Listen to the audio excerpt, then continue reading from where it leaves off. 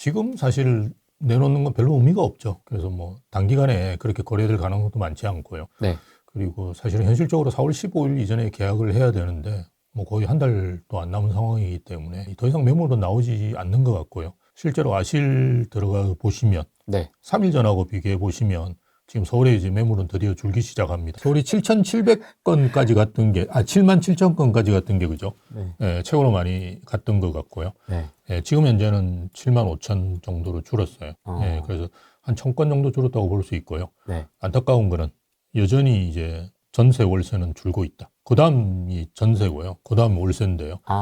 전월세는 이제 사실 상당히 수위에 있다. 줄어가는 게 그죠? 예, 강원 다음으로 서울이 많이 줄었다. 전세는. 그래서 전월세 시장의 심각성은 앞으로 더할 수밖에 없다. 예, 이런 것들을 이제 예측해 볼 수 있고요. 네. 또 하나는 지금 서울만 주는 건 아니다. 매물이 그죠?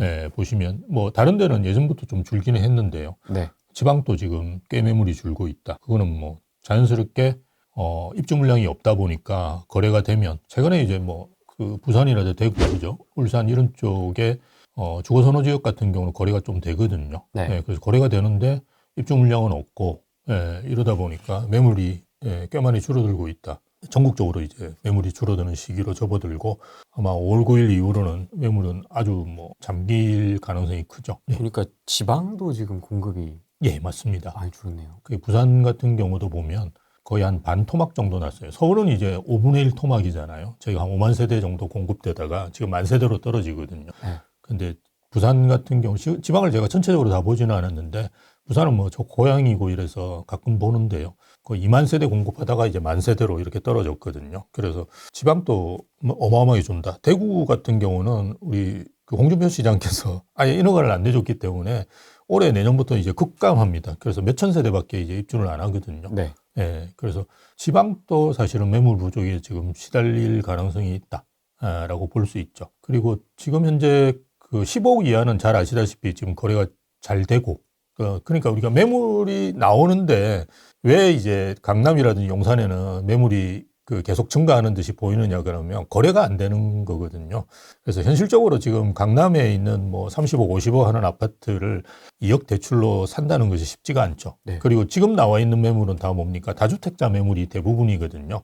물론 이제 1주택자 매물도 있어요. 하도 이제 겁을 주니까 비거주 1주택자 이런 매물들도 나오긴 하는데요. 다주택자 매물이 많고 이건 무주택자가 사야 되거든요. 예, 지금 상황에서 30억, 50억을 하는 거를 무주택자가 살 수 있느냐? 일단 무주택자가 그만큼 돈 있는 사람이 많지 않고요. 무주택자가 지금 아주 단기간에 이렇게 살 수 있는 경우는 거의 없다라고 보시는 게 맞아요. 무주택자일수록 좀 더 겁을 먹을 것 같습니다. 예, 더 겁을 먹고 떨어지면 더 못 사고.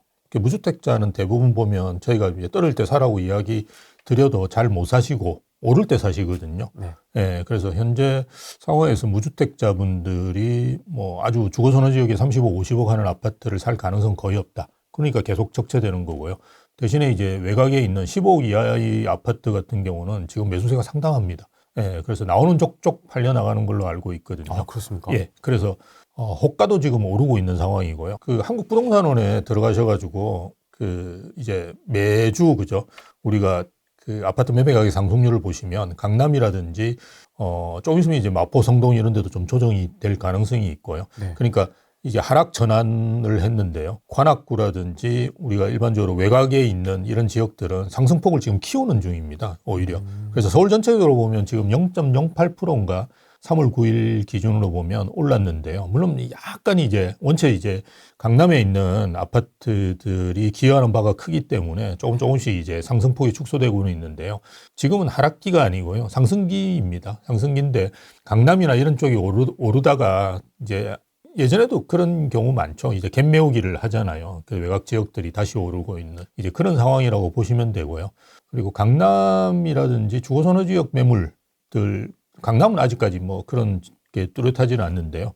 마포, 성동, 강동 이런 쪽에서는 최근에 이제 매물들이 꽤 소화되고 있다. 즉 15억에서 20억짜리 매물들도 최근에 좀 소화되고 있다. 뭐 이렇게 저는 중개사한테 듣고 있습니다. 15억 이하가 제일 뜨겁고 예. 15억 이상에서 25억 이하가 그렇죠. 또 이제 좀 조금씩 거래가 되고 있고요. 그다음에 25억 이상은 뭐 지금 여전히 쉽지 않고. 좀 부진한 상황이라고 보시면 될 것 같아요. 정부에서는 지금 생각이 계속 많아서인지 뭐 대책을 내놓겠다 안 내놓겠다 막 말들이 좀 있다가 네. 뭐 논의된 바 없습니다. 또 공문이 하나 날라오긴 했었던 예. 것 같고요. 예. 일단 대출 규제를 가장 많이 신경을 쓰는 것 같아요. 네. 그래서 대출 규제는 뭐 계속 강력하게 할 것 같고요. 네. 지금 임대사업자라든지 아니면 다주택자에 대한 대출 부분은 더 쪼일 가능성이 있고요. 이건 뭐 그 국회를 통과할 필요도 없고 정부에서 그냥 지침을 그냥 은행에 하달하면 되는 거기 때문에 쉽게 할 수 있죠. 그래서 대출 규제는 계속 뭐 할 가능성이 있다라고 볼 수 있고요. 그럼 세금 규제가 이제 본격적으로 들어가겠죠. 7월달 세제 개편안이 종합 세제 개편안입니다. 이거는 나올 때 아마 이런 내용들을 이제 포함시켜 가지고 네. 세금 규제가 들어갈 가능성이 큰데 제가 볼 때 세율을 올린다든지 이런 거는 쉽지는 않을 것 같아요. 그래서 단기간에 할 수 있는 거는 공시가를 올린다든지 공정시장 가액 비율을 올리는 거죠. 이것만 올려도 사실은 한 50% 정도는 오를 수 있거든요. 그래서 플러스해서 공시가격 그 집값 상승률을 더해야 되겠죠. 그렇게 한다 그러면 상당수 올라갈 수 있겠죠. 그래서 일단 그거부터 먼저 저는 할 가능성이 있다라고 보고요. 네. 근데 이제 그 논란이 되는 부분이 1주택 비거주자예요. 네. 그죠. 이것도 하겠다고 자꾸 겁을 주고 있고 장특공제도 없앤단 말까지 이야기하는데 축소 아닙니까? 없애는 겁니까? 아니요, 축소예요, 축소. 제가 워딩은 축소입니다. 그런데 이제 너무 이제 과격하게 그러니까 올려놓으신 분들 보면 없앤다 이렇게 올려놓는데요. 장특공제 축소죠. 장특공제 축소 같은 거는 이게 세법을 연구하시는 분들도 제가 이게 물어보면 좀 과하다는 이야기는 하세요. 80%가 지금 그저 공제가 되잖아요. 그래서 이게 좀 과하다. 그래서 좀 낮출 필요는 있다는 이야기를 많이 하시거든요. 거주하는 데 따른 게 40%죠. 보유하는 데 따른 게 40%거든요. 거주하는 데 따른 거를 이제 거주 안 하실 경우 줄이겠죠. 그래서 날려. 다 날릴 수는 없고요. 그러니까 뭐 2% 정도로 해서 이걸 줄인 다음에 실거주 안 한 경우는 이제 다 날리는 거. 그래서 일단 거주에 따른 부분들을 줄인다 그러면 한 60%로 줄거든요. 그렇게 볼 수 있고요. 이걸 더 줄이면 이제 50%. 그 이하까지 줄이기는 쉽지는 않을 거예요. 그게 법이라는 게 좀 안정성을 가져야 되기 때문에. 근데 제일 논란이 되는 게 1주택 비거주자거든요. 네. 1주택 비거주자는 저는 일단 행정상 이걸 중과를 하기가 힘들다라고 봅니다. 그래서 이게 뭐냐 그러면 일단 우리가 세금은 이제 보유세나 거래세를 그저 높이는 건데요. 비거주자 같은 경우는 이제 거래세, 즉 양도세라든지 이런 부분에서 우리가 2년을 거주해야지 그죠? 비과세 받거든요. 그래서 이미 들어가 있다라고 볼 수 있고요. 근데 이제 보유세 같은 경우를 이제 비거주한 사람한테 중과를 할 수 있겠죠. 그래서 찌라시 보면 3%. 보유세 3%. 그런 거는 보시지 말고요. 말도 안 되는 이야기니까요. 10억이면 3천. 그렇게 안 한 분들은 우리가 보유세 실효세율 같은 경우는 한 0.2, 0.3 정도 됩니다. 몇백만 원 안 되는데 누구는 몇 천만 원 내고 이런 경우는 이제 그 법의 안정성 차원에서 거의 불가능하다고 보시면 되고요. 네. 뭔가 이제 보유세를 올릴 수는 있겠죠. 뭐 1% 가까이 올린다든지 이렇게 할 수 있는데 1주택 비거주자는 우리가 그 세법상 시행규칙이라는 이런 데 들어가 보시면 뭐 유예를 해주거나 그 부과를 하지 않는 사람들이 있습니다. 상속, 이혼, 전근, 병가, 그죠? 이런 분들은 우리가 일반적으로 빼주는 게 있거든요. 내가 이제 공무원인데 갑자기 경상도 쪽으로 정근을 보냈어요. 그런 나주로 경우 갔어. 있잖아요.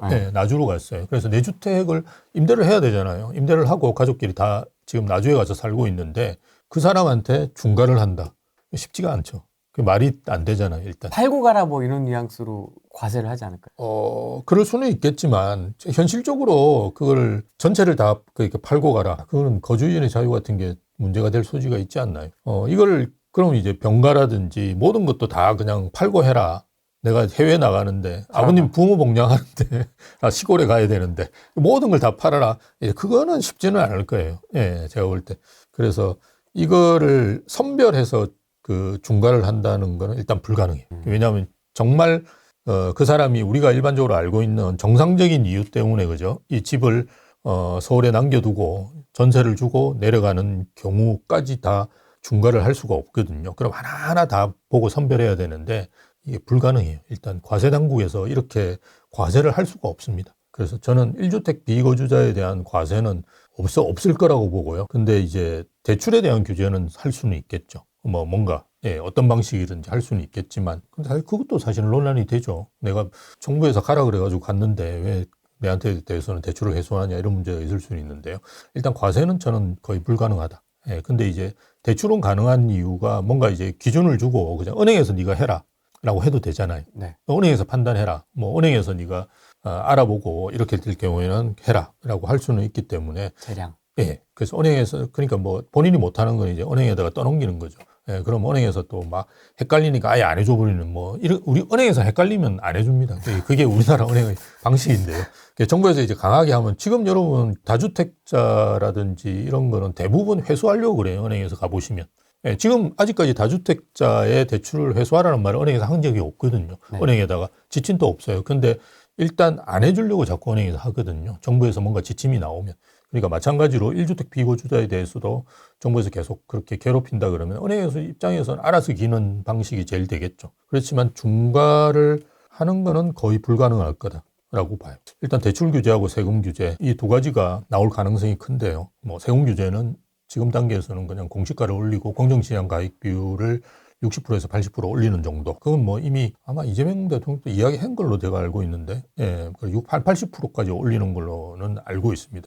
바로. 근데 아마 문재인 정부 때가 95%까지 올렸거든요. 그 정도까지 집권 기간 동안 올리겠죠. 장기적으로.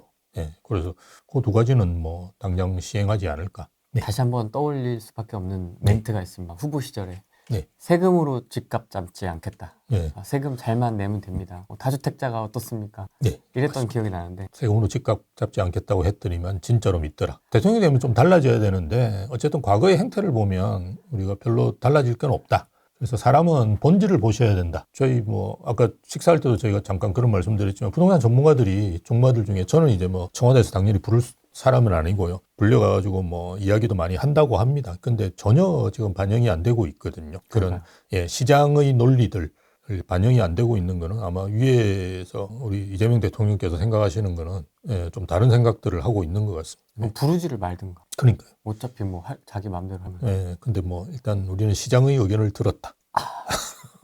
전문가들의 자문을 거쳐서 이런 결정을 시행한다. 했다. 원래 본인이 할 건 딱 정해놓고 이제 전문가의 자문을 거쳤다는 핑계를 대길 수는 있겠죠. 부르시면 갈 거예요? 저는 안 갑니다. 왜요? 저는 MBC나 청와대, 정부에서 부르는 건 별로 좋아하지 않습니다. 그래서 아예 안 갑니다. 밥그릇 받으면 유명해지잖아. 그런 거 필요 없고 유명해질 필요도 없고 유명해지고 싶지도 않고 그렇습니다. 증세를 했을 때에 과연 이게 집값에 어떤 영향을 미칠 것이냐. 이것도 좀 중요한 문제인 것 같아요. 문재인 정부 때 종부세를 2%에서 6%로 올렸어요. 어마어마하게 올렸습니다. 기억하시는 분들은 다 기억하시겠지만 굉장히 고통스러웠거든요. 집주인분들 이제 다주택 그때는 이제 조정 대상 지역에 두 채만 가지고 있어도 어마어마하게 이제 세금이 많았던 시기거든요. 그래서 그때를 보시면 상당히 이제 고통스러웠는데요. 지금은 저는 이제 결론적으로 이야기하면 문재인 정부하고 윤석열 정부 한 중간 정도에서 올리더라도 올릴 수 있을 거다라고 봅니다. 그래서 지금 현재는 이제 5% 정도 수준이거든요. 종부세가. 중과를 하는 게. 중과를 하지 않는 거는 2.5인가 2.7 정도 돼요. 그거 정도 수준에서 저는 문재인 정부 때로 간다 그러면 한 1% 정도 더 올리는 정도 수준이지 그 이상을 올리기는 쉽지는 않을 거다. 만약 이제 세율을 조정한다 그러면. 근데 세율 조정이란 부분도 저는 진짜 만만치 않다라고 봅니다. 왜냐하면 올해 조정은 쉽지는 않을 거고요. 내년 이렇게 조정이 가능하다고 보는데요. 내년에 조정하면 국회의원들이 과연 여기 동의를 해야 되는데 국회의원들이 내후년 총선을 앞두고 내년에 그걸 조정할 수 있느냐?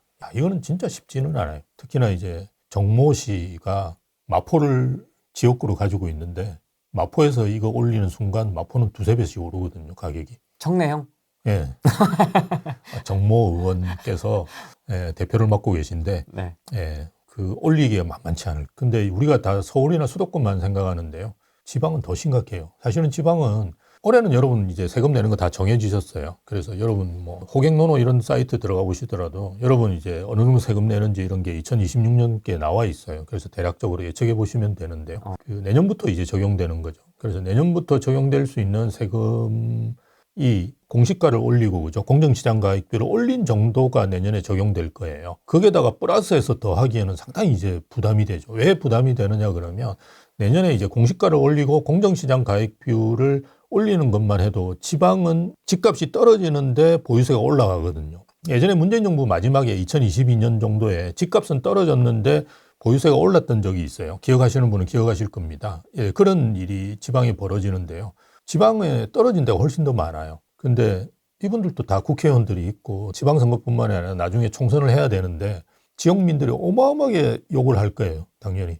아니 말이야 내가 지금 집값이 10억에서 9억으로 떨어졌는데 재산세 30만 원에서 40만 원 50만 원 내라고 재산세가 날라왔다. 이거 뭐 하는 짓이냐 이렇게 이야기할 거예요. 그러니까 우리는 서울만 생각하는 서울은 그래도 에이씨 그래 집값이 올랐으니까 라는 생각이 있죠. 그러니까 지방은 집값이 떨어졌는데 재산세가 올랐다. 이건 뭐 총선하지 말라는 말이나 마찬가지거든요. 그래서 저는 세율 올리는 거 정말 만만치 않다라고 봐요. 그래서 세금은 뭐 저는 보수적으로 접근하는 게 좋다라고 봐요. 예, 그 말이 뭐냐 그러면 많이 오를 걸 그죠 생각하시는 게 좋은데요. 지금이 이제 최선이라고 보고요. 왜냐하면 공시가율이 공동주택 같은 경우 69%거든요. 근데 여러분 강남에 계신 분은 거의 한 75% 이렇게 가 있으실 거예요. 그래서 비싼 거는 많이 올려요. 우리나라 같은 경우. 예, 공정시장 가액 비율이 60%잖아요. 네. 그리고 뭐 이때는 뭐 조정할 것도 없고 종부세가 지금 0.5에서 2.7, 그 일반이 그렇습니다. 여러분 한 50억 과세 표준이면 한 1.5% 정도 내세요. 90억으로 갈수록 많이 내시고 뭐 이러거든요. 네. 중간에 이제 5%까지 나오는 거죠. 그래서 공시가 상승분 정도 여러분 내실 거예요. 요번에. 근데 이제 내후년은 이제 달라지겠죠. 그래서 저는 공시가율을 막 미친 듯이 올리기는 쉽지는 않을 거라고 봅니다. 왜냐하면 이 공시가율이라는 게 뭐 한 60여 가지 우리가 정부에서 행정적으로 쓰는 게 걸려 있거든요. 그걸 다 올린다. 그러면 정말 이를테면 뭐 내가 기초연금 받는 분이 빠진다든지 이런 문제까지도 다 발생해요. 그래서 이걸 뭐 문재인 정부 때는 90%까지 올리겠다 해서 로드맵을 만들었죠. 그죠? 근데 실행을 못 했어요, 사실은. 그것 때문에 못 한 거예요. 그래서 저는 한 3%씩 정도 오르지 않을까라고 생각하고요. 공정시장 가액비율은 80% 올린다고 아예 뭐 이야기를 했으니까 올리겠죠. 근데 마지막에는 이제 95%까지 올릴 수도 있고요. 그리고 비거주 1주택자 같은 경우는 만약 미쳐가지고 한다면 1% 정도 올리지 않을까. 그리고 장기보유 특별공제도 한 60%, 아까 말씀드렸듯이 거주하는 부분에서 한 2% 정도를 줄일 가능성이 있겠죠. 그래서 20%가 빠지는 그러면 20%가 빠지는 정도입니다. 그리고 과세 표준이 지금 우리나라 그 종부세 같은 경우는 50억 다음 이제 그 구간이 94억으로 바로 넘어가요. 그리고 원래 우리가 12억에서 50억, 94억 이렇게 됐었는데요. 여야가 합의를 하면서 12억, 25억, 50억 이렇게 바꿨어요. 근데 이제 이게 구간을 설정하는 건 어떤 의미가 있냐 그러면 세금을 더 거둘 수 있거든요. 그 구간이 예전에는 밑에 구간이었는데 이제는 그죠? 올라가 가지고 적용을 받을 수 있거든요. 그래서 저는 한 70억 정도대를 하나 만들지 않을까. 거기 또 이제 올린 세금을 그죠? 거둘 수 있도록 만들 수도 있다. 라고 보여지고요. 종부세는 이제 옛날 문재인 정부로 돌아가는 정도. 그게 이제 0.6에서 3% 일반과세, 중과가 1.2에서 6%. 요게 보통이 문재인 때군요. 네, 문재인 때입니다. 요게 문재인 정부 때 이렇게 우리가 냈었어요. 어마어마하게 낸 거예요. 6% 어떻게 내셨어요? 중과를 0.5%로 이렇게 줄여줬었거든요. 낮은 거는. 그런데 문재인 정부는 뭐 그냥 올린 거예요. 근데 이제 그 여야 합의로 해서 낮춰준 거는 낮은 주택에 대해서는 그렇게 중과까지 할 필요 있느냐 이렇게 해서 0.5로 낮췄는데요. 네. 이제는 1.2에서 뭐 예전 이제 문재인 정부로 돌아가는 거죠. 그럼 한 1.5배 정도 내시게 될 거예요. 근데 여기 이제 공시가 상승분, 즉 주택 가격이 오른 분이 더하니까 한 2배 될 수도 있을 거예요. 그죠? 최악은 이제 최악도 있네요. 최악은 이제 공시가 공동주택 한 75% 계속 올리는 거죠. 최악 올리고 공정시장 가액비로 95%. 이건 문재인 정부 때 95% 했었어요. 그리고 비거주 1주택자 보유세 1% 이상 올리기는 저는 힘들다고 보고요. 장기보유 특별공제 뭐 50% 정도로 더 줄이는 거죠. 예. 30%를 달리네. 예. 그러니까 최악이 2029년이라고 했지만 27년에 될 수도 있는 거고요. 그죠? 이건 뭐 본인이 하고 싶은 대로 하는 거니까요. 예. 근데 어쨌든 좀 악화되는 상황일 경우에는 문재인 정부보다 한 1%포인트 더 올리는, 그 찌라시에 보면 7%까지 나와 있긴 해요. 그래서 1% 정도 더 올리는 상황이면 2배에다가 플러스 우리가 집값 상승분을 더하는 수준 정도로 낼 거예요. 그래도 사실은 여러분 지금 내시는 게 한 2배 플러스 알파 정도니까요. 문재인 정부 때는 그냥 내가 한 5, 6천 내다 갑자기 2억, 3억씩 막 이렇게 냈거든요. 예, 그러니까 그렇게까지는 가지는 않을 건데, 그래도 어쨌든 여러분 세금 계산기가 있거든요. 네. 예, 그런 걸 이렇게 두대로 보시고 내가 이제 어느 정도 세금을 내야 되는지 이런 걸 판단하셔가지고 지금 어쨌든 15억 이하가 이제 분위기가 좋았다가 다시 15억에서 25억 사이가 조금 좋아지고 있거든요. 그래서 뭐 강동구에 우리가 알고 있는 고도크라시움이라든지 뭐 아르테논 이런 아파트들도 최근에 꽤 거래가 된다고 제가 중개사한테 듣고 있습니다. 그래서 네. 그런 아파트들이 거래가 되기 때문에 그러고 나면 조금 막판에는 이제 뭐 25억 이상 또 좀 들어오겠죠. 예, 그래서 파실다 그러면 지금 뭐 저는 정리하시는 것도 괜찮다고 봐요. 왜냐하면 세입자가 어마어마하게 괴롭히거든요. 일단 1억 달라 그런다고 그러더라고요. 이사비. 내 나가는 걸로 1억 달라. 근데 이건 뭐 안 줬어도 되거든요. 이거 뭐 예. 한몫 챙기겠다는 건데요? 그냥 신보가? 그렇죠. 그래서 그런 예전에 같은 좋은 세입자, 좋은 뭐 집주인 이런 거 없습니다, 이제. 야. 그래서 좋은 집주인을 하실 이유도 없고요. 정상적으로 올리시고 정상적으로 이제 하시면 돼요. 근데 어쨌든 그걸 안 하셔도 되니까 그 세입자에 대한 그런 피곤함이 없어지잖아요. 이번에는 그냥 팔 수 있거든요. 세입자가 있다고 하시더라도. 그래서 뭐 이번 기회에 정리하실 수 있으면 저는 뭐 정리하는 것도 괜찮은 방법이라고 봅니다. 그래서 고민하시고 뭐 세금 계산기 가지고 좀 두드려 보신 다음에 안 되면 뭐 증여 같은 것도 고민하시고 일단 증여를 저는 먼저 고민하시는 게 제일 좋다고 봐요. 그러니까 우리가 이제는 가계의 자산으로 생각을 하셔야지 이게 뭐 1, 20억이 아니잖아요. 네. 그리고 여러분이 파시는 순간 자제분은 못 살 거예요, 이제는 절대로. 그죠? 예, 그래서 아예 그냥 그걸 그냥 통째로 이제 물려주신다라는 것도 나쁘지는 않은 것 같고요. 아니면 어쨌든 집이 다주택자 분이시니까 이렇게 소유주를 자꾸 분산시키는 게 그죠. 내가 종부세 내는데 유리하시니까요. 그래서 자제분이나 뭐 집사람이나 이렇게 자꾸 분리를 하셔서 보유하시는 게 지금 상태에서는 저는 좋은 거라고 보고요. 예, 그렇게 이번 기회에 한번 정리해 보시는 것도 좋고 아니고 뭐 저는 두 채 있으신 분은 그냥 가져가셔도 된다라고 이야기 많이 해요. 예. 팔지 말고 그냥 가져가셔라라고 이야기를 드리는데 그거는 개인 사정이 다 다르시니까 그죠.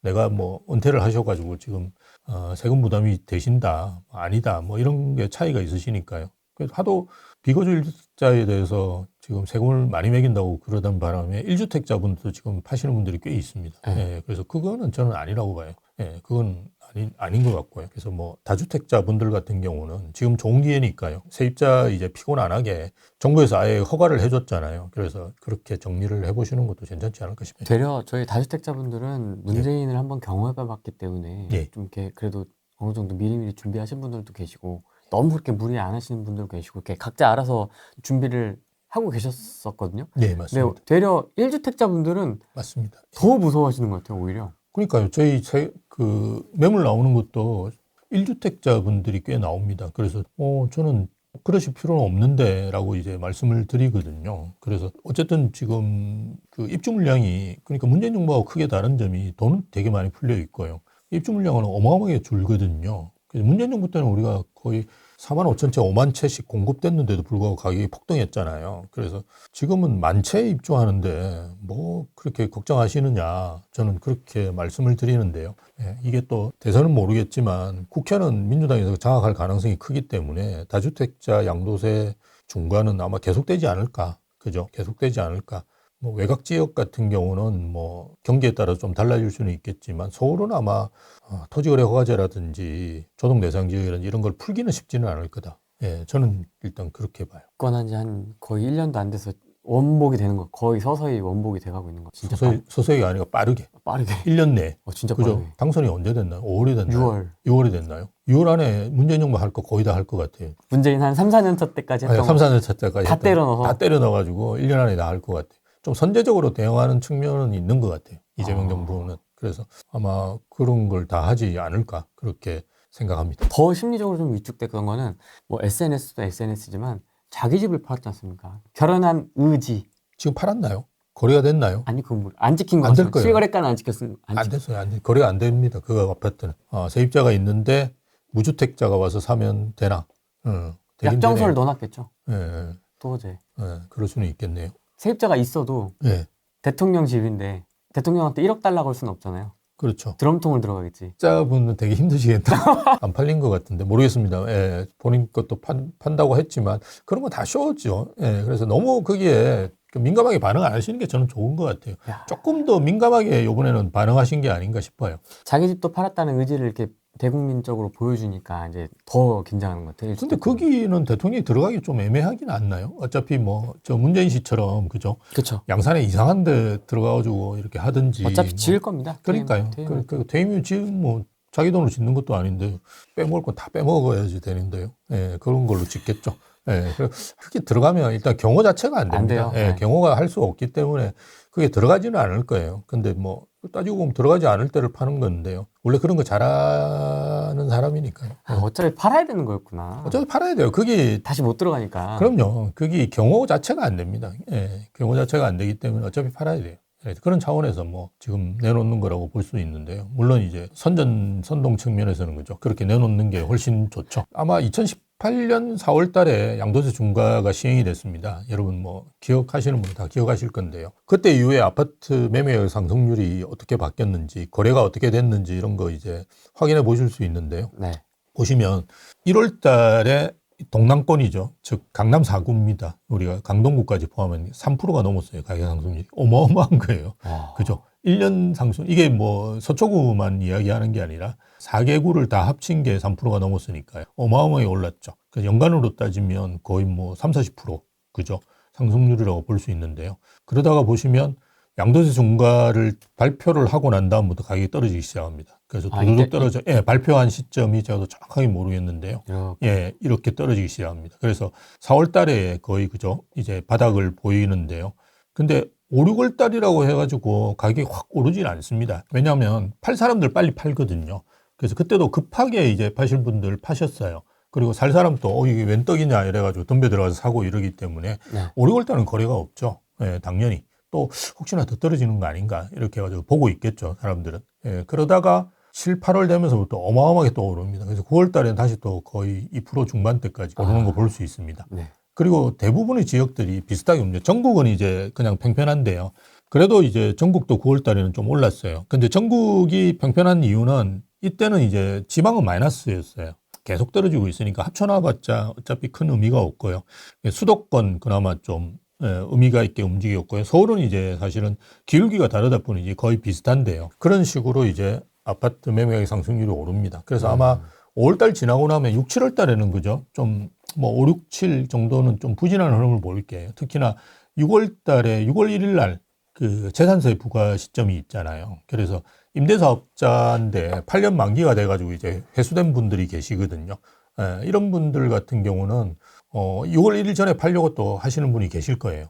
내가 종부세 맡기 싫다. 이렇게 해가지고 뭐 2개가 쏟아져 나왔다 이러면 등록한 게 대부분 비슷한 시기에 등록했어요. 그래서 뭐 2개가 나와가지고 지금 3채가 돼버리면 중과받거든요. 종부세. 그게 또 마포, 뭐 강남 이런 데 있다 이러면 파셔야 되는 거죠. 그래서 6월 1일 전까지도 저는 매물은 좀 나올 수도 있다라고 봐요. 임대사업자 그 만료되신 분들. 그래서 6월 1일까지는 좀 주춤할 거고요.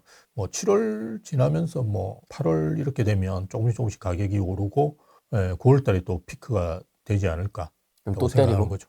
예, 그러면 또 규제 나오고, 아니, 규제는 7월 달에 나올 거예요. 그래서 세금 규제가 아마 7월 달에 나오는데, 이게 보유세에 관련된 규제가 나오죠. 근데 이때는 규제가 나온다고 하더라도, 크게 의미는 없어요. 왜냐하면 어차피 안 팔려고 이제 다 걷어들이고, 그리고 팔 수도 없는 상황이 됐기 때문에 더 이상 매물은 많이 나오지는 않을 거예요. 예, 그리고 뭐 우리가 최근에도 보면 다주택자 분들 대출이 만료되는 분들 올해 뭐 10,000명이다 뭐 이렇게 언론에 나오잖아요. 네. 예, 그래서 이거는 그러니까 뭐 지금 당장 안 팔아도 되는 거고요. 만료되는 시점을 따지고 보면 1년 동안에 10,000명인데 지금은 2달 만에 지금 팔아야 되는 시점하고 그죠 다르죠. 예, 그래서 그 매물의 집정도가 차이가 있기 때문에 이렇게 맘채를 흩뿌려져 놓는 거는 사실 큰 의미가 없다고 봐요. 예, 임대사업자 매물도 한 3년간 3만 채인가 4만 채 정도 있는데요. 이것도 3년간 이렇게 뿌려놓으면 한 해 10,000채인데, 그리고 이게 아까도 말씀드렸듯이 다 팔으려고 하는 건 아니잖아요. 그러니까 어떤 분은 그냥 가져가려고 할 거고요. 어떤 분은 팔려고 할 거고, 뭐 이런, 어떤 분은 또 증여를 할 거고요. 그래서 다 이제 매물이 나오는 게 아니기 때문에 이렇게 뭐 1년, 3년 이런 매물들은 시장에 큰 영향이 없고요. 지금 이제 매물이 많이 나와 영향이 있는 거는 2달 안에 팔아야 되고, 2달 안에 매물이 급격하게 쏟아지니까 그런 거고요. 지금 아마 한 2만 채 정도 나왔을 거예요. 매물이. 많죠. 네, 어마어마하게 2달 만에 쏟아진 걸로. 그러다 보니까 시장이 출렁거리는 거고요. 근데 대부분 지금 뭐 소화를 하고 있고 지금은 이제 상승기입니다. 계속 말씀드렸듯이. 강남이 오르다가 이제는 외곽이 오르면서 이제 계속적으로 상승폭을 키우는 데들도 많이 있거든요. 그래서 지금 하락기라고 이야기하시는 분은 잘못 알고 계시는 거고요. 언론에서도 막 하락하고 있다라고 쓰고 있고 있는데 전혀 그렇지 않습니다. 압구정 뭐 10억 떨어졌다. 예, 그거는 정말 한두 개입니다. 우리도 그런 매물 있으면 좀 우대방에도 주면 좋을 것 같아요. 거래 좀 해보고 싶은데요. 네. 거의 없어요. 그리고 잠실에도 그렇고요. 우리가 보셔야 될 아파트는 헬리오시티라든지 아니면 올림픽 파크포레온 이런 아파트인데요. 그 두 개가 지금 가격대가 비슷합니다. 30억 초반까지 갔다가 지금 아마 20억 후반대 거래된 것도 좀 있는 걸로 알고 있어요. 한 10% 정도, 한 3억 정도죠. 그 조정돼서 거래된 것들은 꽤 있는 것 같은데요. 헬리오시티는 거래되는 것들이 올라오는데요. 올림픽 파크포레온 일단 거래되는 게 많지는 않고요. 왜냐하면 여기는 2년이 아직 안 지났거든요. 그래서 매물이 나오지를 잘 않다 보니까 거래된 게 많지는 않은 걸로 알고 있는데요. 어쨌든 뭐 그 거래된 게 나오면 20억 후반대 정도에 되겠죠. 근데 최근에 뭐 3월 달에 거래된 것보다 30억 초반대도 있고 해요. 예, 그래서 거기는 또 뭐 동이 어디냐, 그 다음에 향이, 몇 단지. 층이 어디냐 이런 데 따라서 가격 차이가 어차피 그 정도는 나거든요. 그래서 뭐 그런 정도 수준이라고 저희는 봐요. 그래서 그게 뭐 매물이 어마어마하게 떨어져가지고 나오고 뭐 이런 거는 원래 언론의 특성상 기자분들이 또 하나를 이제 침소봉대 해가지고 크게 쓰시거든요. 그래야지 낚이잖아요. 여러분들 낚여가지고 그것도 보시고 그게 또 조회수가 나와야지 광고가 붙고 이러는 게 언론의 최근의 속성이기 때문에 그렇게 강조해서 하는 거지. 그런 매물은 저희는 일단 찾아보기 힘들어요. 예, 없습니다. 잘. 그래서 이 SNS를 요새 안 하는구나. 이제 안정화됐다라고 보는. 네, 뭐 본인은 이제 그렇게 할 수도 있고 지금은 그런 거 하면 안 되죠. 지금 전쟁이 나가지고 유가라든지 환율이 미친 듯이 오르고 있는데 그거 한가롭게 그거 앉아서 그거 하시면 안 되죠. 지금 대통령이 그거 하고 있을 시대가 아닙니다. 지금 빨리빨리 가가지고 지금 호르무즈 해협에 빨리 그죠 뭔가 뭘 해서 뭘 어떻게든 지금 해야 되는 상황인데 그거 앉아가지고 한가롭게 부동산 이야기하고 있을 때가 아니죠. 지금 뭐 부동산이 그 국가 경제에서 차지하는 비중이라든지 이런 게 크지는 않은데 거기에 지금 매달려 있을 때가 아니죠. 빨리빨리 그 유가라든지 환율 그리고 수입 자재들 이런 게 지금 되게 문제가 많이 되고 있거든요. 우리도 이렇게 계속 가면 분양가가 어마어마하게 오를 수밖에 없어요. 아시잖아요. 그런 것들을 어떻게 좀 조달할까 이런 진짜 비상경제 체제로 들어가야 될 상황인데 앉아가지고 뭐 부동산이 어떻고 저떻고 할 시간이 아니에요. 네, 국가적인 지금 재난 상황인데, 네, 그렇게 하면 안 되죠. 네. 근데 미국이나 네. 일본도 이렇게 부동산 관련된 보유세나 양도세의 세제를 계속 이렇게 매년 바꾸나요? 아닙니다. 전혀 안 바꿉니다. 세제를 거의 안 바꿔요? 거의 안 근데 바꾸죠. 우리나라는 거의 매년 막 그 시황에 따라 막 그러니까 늘렸다 줄였다 늘렸다 줄였다 막. 그러니까 이게 미친 짓을 하는 거죠. 그러니까 세금은 원래 예측 가능해야 됩니다. 세금의 원칙이라는 게 내가 내년에 낼 세금이 예측 가능해야 돼요. 이게 아주 세금이 중요합니다. 세법을 연구하시는 분들이 하는 이야기예요. 우리가 응능의 원칙, 응익의 원칙이라고 합니다. 그렇죠. 소득이 있는 사람한테 내는 거고요. 그럼 능력이 돼야 됩니다. 내가 가진 자산의 가치를 줄이면서 세금을 내는 거는 문제가 있어요. 그리고 우리나라 양도세가 82.5%를 떼간다는 거는 이거는 세법상 말이 안 되는 구조예요. 그래서 세금은 내가 부담할 수 있고 편익이 있는 곳에 재고 넓게 퍼뜨리고요. 근데 우리나라는 전혀 반대죠. 예측이 안 돼요. 내년에 내가 얼마를 내야 되는지를 예측이 안 되잖아요. 올해는 대충 두드려 보면 그나마 그죠. 공시가 아직 안 나왔으니까 그런데 나왔나? 뭐 공시가가 나오면 이제 대충 두드려 보면 알 수는 있거든요. 그 내년에 낼 세금은 정부에서 공시가를 어떻게 할지, 공정시장 가입비를 어떻게 할지를 모르기 때문에 내가 모르잖아요. 이런 나라가 없어요. 이렇게 어떻게 합니까? 세금 정책을. 그러니까 말이 안 되는 거예요. 세금 같은 경우도 연간 이제 오를 수 없는 범위 같은 게 5% 정도 수준이에요. 외국에는 5% 이상 세금은 안 매깁니다. 왜냐하면 내가 소득이 5% 이상 잘 안 늘잖아요. 평균적으로 어떤 놈은 떨어질 거고 어떤 사람은 뭐 10% 이상 오르겠지만 대부분 뭐 우리가 5%에서 정도에서 그 소득이 오르는데 세금을 5% 이상 매길 수가 없잖아요. 그러면 아까 이야기한 대로 자산의 가치, 내가 뭐 얻은 소득을 더 줄이면서까지 내가 세금을 내야 되니까 그렇게 안 하죠. 그래서 근데 우리는 지금 아마 150%일 거예요. 그러니까 50% 이상 올렸는데 원래 문재인 정부 때 300%까지 한 적이 있는데 내가 올해 100만 원을 냈으면 내년에 300만 원을 낸다는 말이니까 이거는 최대. 그러니까 최대.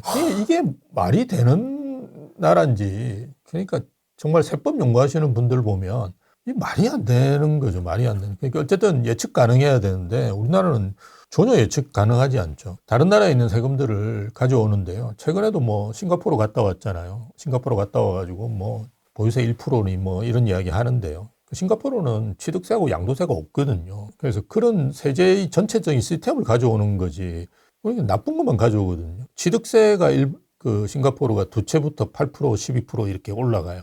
그래서 우리 싱가포르에서 그걸 가져온 거거든요. 그러면 1주택자에 대한 무주택자가 1주택이 될 때 취득세를 없애야죠. 전 세계적으로 취득세는 대부분 없어요. 인지세라 그래가지고 그런 정도만 있습니다. 몇백만 원 정도밖에 안 내요. 우리처럼 무슨 몇천만 원, 그리고 비싼 집값은 몇 억을 내야 되는 이런 취득세가 어디 있어요? 거래세는 낮추고, 그죠? 보유세는 올리고, 이게 기본 방향인데요. 보유세도 우린 되게 높아요. GDP로 이렇게 비교를 해보면 실효세는 우리나라가 0.2, 0.3인데 네. 계속 말씀드리지만 우리 미국이나 이런 데 취득가로 내요. 내가 10억인데 50억이 됐어요. 50억에 매기는 게 아니라 10억에 매겨요. 그게 이제 내가 세금을 예측할 수 있잖아요. 내년에 집값이 내가 얼마 되는지를 아무도 알 수가 없잖아요. 그러면 내년에 내가 오른 집값을 가지고 세금을 매기면 내가 얼마를 내야 되는지 알 수가 없다고요. 얼마나 오를지 모르니까. 그러니까요. 그건 내가 올리는 게 아니니까. 근데 우리는 항상 오른 세금으로 낸다니까요. 그러니까 재산세라고 하는데요. 영국에는 카운슬 텍스라고 그래요. 네. 이게 뭐 지방세 뭐 이런 거잖아요. 지방세예요. 지방세, 보유세는. 그리고 보유세요. 보유세. 내가 가지고 있는데 주변에 이제 인프라를 누리는 데 따른 혜택으로 내가 내는 거거든요. 그래서 보유세를 내면 애들 중고등학교 그 학비를 안 내요.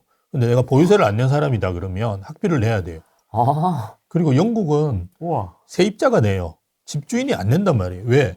그 지역 인프라를 지금 누리고 있고 애 학교 보내는 사람은 누구냐 그러면 세입자잖아요. 그럼 세입자가 내는 거예요. 그게 우리 보유세의 아주 기본적인 카운슬 텍스라고 그래요. 영국에서는. 이게 아주 기본적인 개념이에요. 근데 우리는 재산세라고 이렇게 했잖아요. 이게 프로퍼티 텍스라고 볼 수 있겠죠. 재산세라고 딱 해가지고는 네가 올해 세금을 내야 되는 거는 작년에 얼마 더 올랐으니까 올해 얼마 올랐으니까 너가 세금을 더 내라. 이런 개념이 아니라니까요. 보유세라는 거는. 이런 개념이 아니에요. 내가 주변에 인프라가 좋아져가지고 내가 재산세를 더 내는 게 말이 되는 거지. 내 재산의 가격이 올라서 돈을 더 낸다. 이건 아니라니까, 개념이. 어떻게 보면 리빙에 초점이 맞춰져 있어야 된다라는 거죠. 그렇죠. 재산세 같은 경우는. 다 그런 개념으로 보유세를 매기고 있지. 우리는 네가 작년에 재산이 가격이 올랐으니까 더 내라. 이런 거잖아요. 근데 그건 말이 안 된다니까. 이럴 땐 또 바잉에다가 갖다 붙이는. 그러니까 보유의 개념으로 매기는 거지. 이렇게 소득의나 자산의 개념으로 매기는 게 아니라는 거예요. 그래서 우리나라 재산세는 처음부터 설계 자체가 잘못되어 있는 거예요. 계속 올리는 거는 이거는 문제가 있죠. 그럼 비거주 1주택자는 보유세를 내면 안 되겠네. 그렇죠. 영국에서는 안 낸다니까요. 영국에서는 세입자가 낸다니까요. 계속 이야기하지만. 그래서 제가 알고 있는 유럽 국가에서는 상당수가 아마 이 체계를 가지고 있을 거예요. 우리가 영국만 연구를 해서 그런데요. 보유세라는 게 그 지역의 생활 인프라를 내가 누리기 때문에 네. 그에 따른 혜택을 비용으로서 지불하는 거거든요. 근데 주인이 안 살면 세입자가 내는 게 맞죠. 내가 혜택을 누리는 건 세입자니까. 근데 재산이 올라서 더 내라. 이거는 이게 말이 안 되고 예측도 불가능하고 자산 가치를 떨어뜨리는 세금이고 이런 거는 세금으로서의 아주 설계 자체가 잘못된 거라고 봐요. 뭔가 이렇게 좀 차용을 해오려면 그걸 통으로 전체를 갖고 와야 되는데 여기서는 이거, 여기서는 이거 이렇게 하다 보니까 막 거의 진짜 누더기가 돼가지고. 누더기. 전 세계에서 가장 나쁜 것만 많아요. 우리나라 근로기준법이 가장 강하거든요. 왜 그러냐 그러면 근로기준법 사용자 입장에서 뭐 근로자 입장에서는 어떤지 뭐 저도 잘 모르겠지만 사용자 입장에서 나쁜 것만 가져와서 그래. 외국에서 좋은 건 하나도 안 가져와요. 그 나라도 좋은 게 많거든요. 뭔가 이제 해고를 자유롭게 할 수 있다든지, 그죠? 이런 걸 안 가져와요. 서구에는 대부분의 나라들이 해고를 자유롭게 할 수 있어요. 미국에서는 아침에 와가지고 you fired 이러면 들고 나가잖아요. 영화 똑같아요. 그렇게 해요. 그나마 그것도 아무 문제가 없대요. 문제가 없는데 그나마 이제 좀 착한 고용주는 한 달 전 좀 이야기한대요. 너 이제 올해 이번 달에 잘리니까 뭐 좀 알아봐는 게 좋지 않느냐. 그 정도 해주면 어마어마하게 감사하대요. 아, 준비할 시간이 있으니까. 네, 준비할 시간이라도 주니까. 그러고 자르는 나라들도 많은데 우리는 뭐 일단 자를 수가 없어요. 그렇잖아요. 우리도 뭐 저도 이제 회사를 또 오래 하니까요. 직원을 자를 수가 없어요. 직원을 자를 수가 없다니. 고용의 안정성이 아니라 고용의 경직성이에요. 경직성. 이렇게 만들어 놓으니까 취업 안 되잖아요. 왜? 안 뽑는 거예요. 뽑아는 못 내보내니까 그걸 왜 뽑아요? 내가 사장이라도 안 뽑지. 안 뽑죠. 그냥 AI를 쓰는 게 낫지. 요즘 모든 것도 전부 다 AI로 쓰면서 사람을 계속 줄이려고 하는 거예요. 그 왜 미국은 아마 미국도 마찬가지겠지만 그래도 고용의 그 경직성이 없기 때문에 언제든지 내보낼 수 있잖아요. 그러면 뽑을 수도 있을 거예요. 뭐 이 사람 뽑아가지고 써보고 그죠? 뭐 괜찮으면 계속 쓰고 아니면 뭐 내보내면 이런 거가 되는데 우리는 뽑아놓으면 내보낼 수가 없으니까 그게 이제 좋은 게 아니라니까요. 우리 임대차법 뭐 어마어마하게 강하잖아요. 그렇게 만들어 놓으면 세입자한테 좋은 게 아니라니까요. 예. 그게 세입자한테 다시 돌아오는 거예요. 지금 계속 집주인 괴롭히잖아요.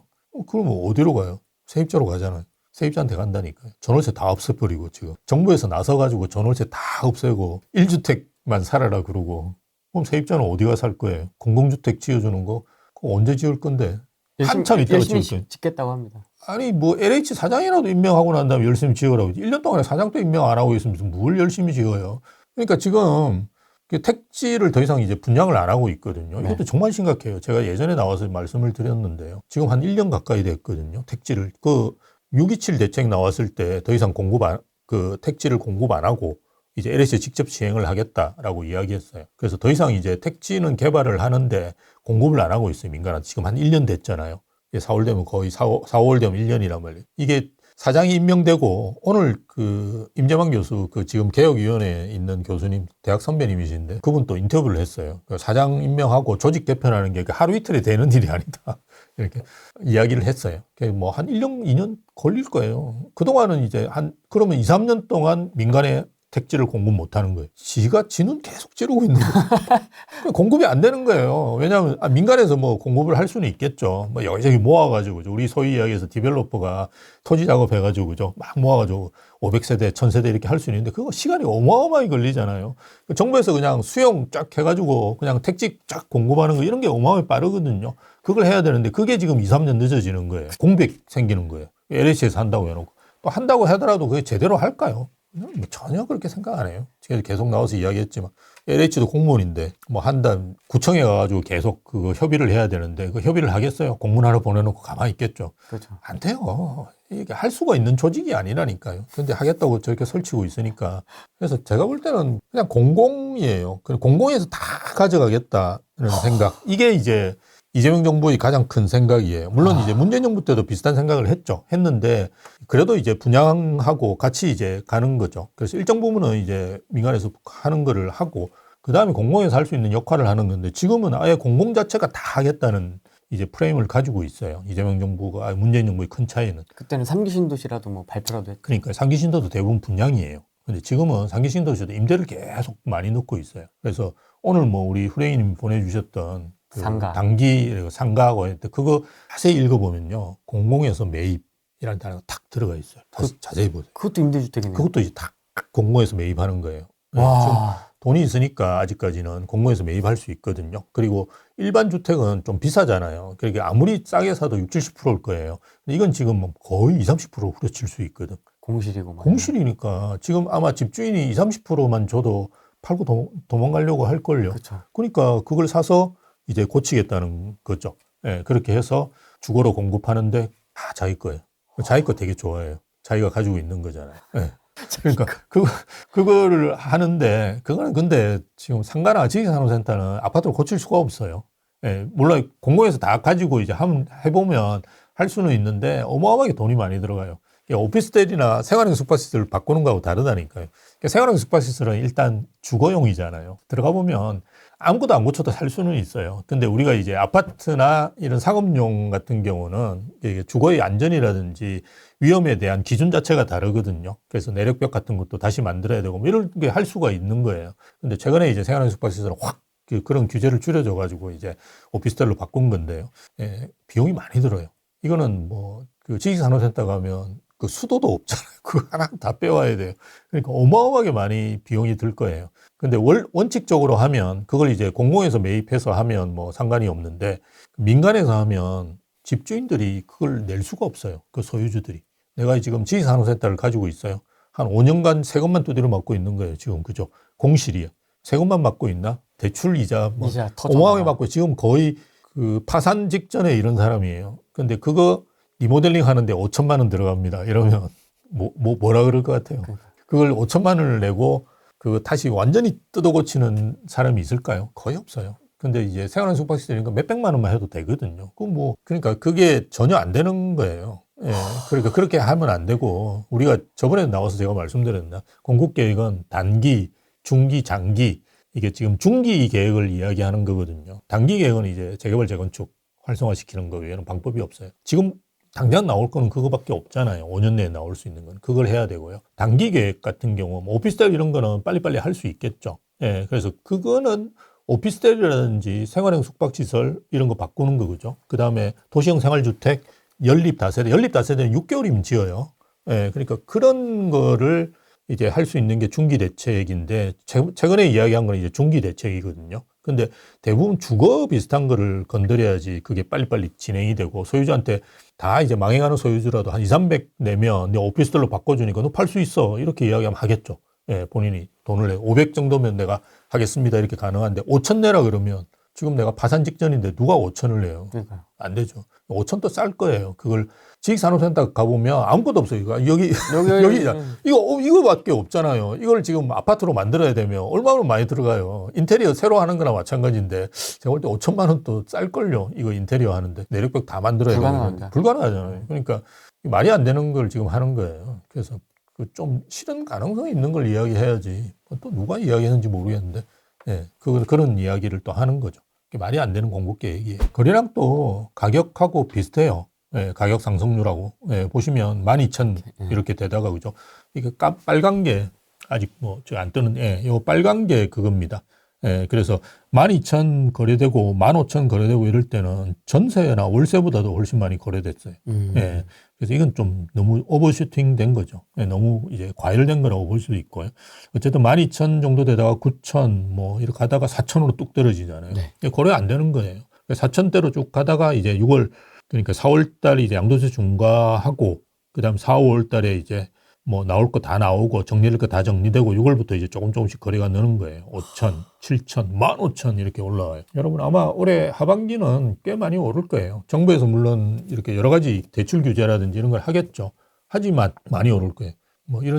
이런 자료들은 우리 세미나 때 제가 상당히 많이 말씀을 드릴 거예요. 다른 데서 들을 수 없는 내용 같은 것들도 많이 이제 저희가 설명드릴 거예요. 네. 그래서 한번 토요일 날 하거든요. 이번에 이제 시장 전망 세미나를 사실은 1월 달에 해야 되는데, 그죠? 예, 우리가 1월 달에 하지 않고 3월 달에 하는 이유도 3월 달에 너무 많은 변화들이 있을 가능성이 있기 때문에 저희가 이제 3월 달에 지금 하는 거고요. 망고샘 님하고 타이거 님하고, 그죠? 네. 예, 이렇게 해서 저는 이제 아무래도 예전에 시장 분석을 많이 했던 사람이고요. 네. 예, 그런 쪽으로 이제 말씀을 드릴 거고요. 우리 망고쌤이라든지 타이거님 같은 경우는 아무래도 현장성이 강하신 분이니까요. 그에 대한 설명들, 투자 계획 이런 것들 말씀드리겠죠. 그래서 오셔가지고 좀 같이 고민 좀 해보시면 좋을 것 같아요. 교수님 얼굴도 보고 제 얼굴도 보고 하시면 좋을 것 같습니다. 그리고 이제 교수님과 신간이 나왔습니다. 예약 판매 중인 걸로 예약 알고 판매 있습니다. 중이구나. 아마 3월 말부터 배송이 착착착 이제 되는 맞습니다. 걸로 예. 알고 있습니다. 여기 있네요. 출고 예정 3월 26일. 아, 맞네요. 주문은 할 수 있습니다. 네, 여러분. 다음 주구나. 여러분 사주세요. 네. 우리 세미나 때 오시면 저희가 일찍 오신 분한테 선착순. 선착순 10분 정도 네. 한테는 우리가 내 집 마련 트렌드를 증정해 드리겠습니다. 네. 예. 그래서 오셔가지고 세미나도 들으시고 네. 책도 한 권 가져가시고. 올해 트렌드를 좀 각 분야별로 예. 정리를 좀 해놨습니다. 맞습니다. 호랭이 TV에 자주 나오시는 우리 유명하신 분들 네. 다 이제 합작해서 쓰셨으니까요. 그 각자의 전문 영역이 있지 않습니까? 맞습니다. 그래서 뷰가 다 달라요. 조금씩. 맞습니다. 네. 각자의 영역에서 이 영역에서는 이렇게 보면 좋을 것 같다라는 얘기들을 좀 써놨으니까 읽어보시면 올해 방향 잡는 데 좀 도움이 그렇죠. 될 것 같습니다.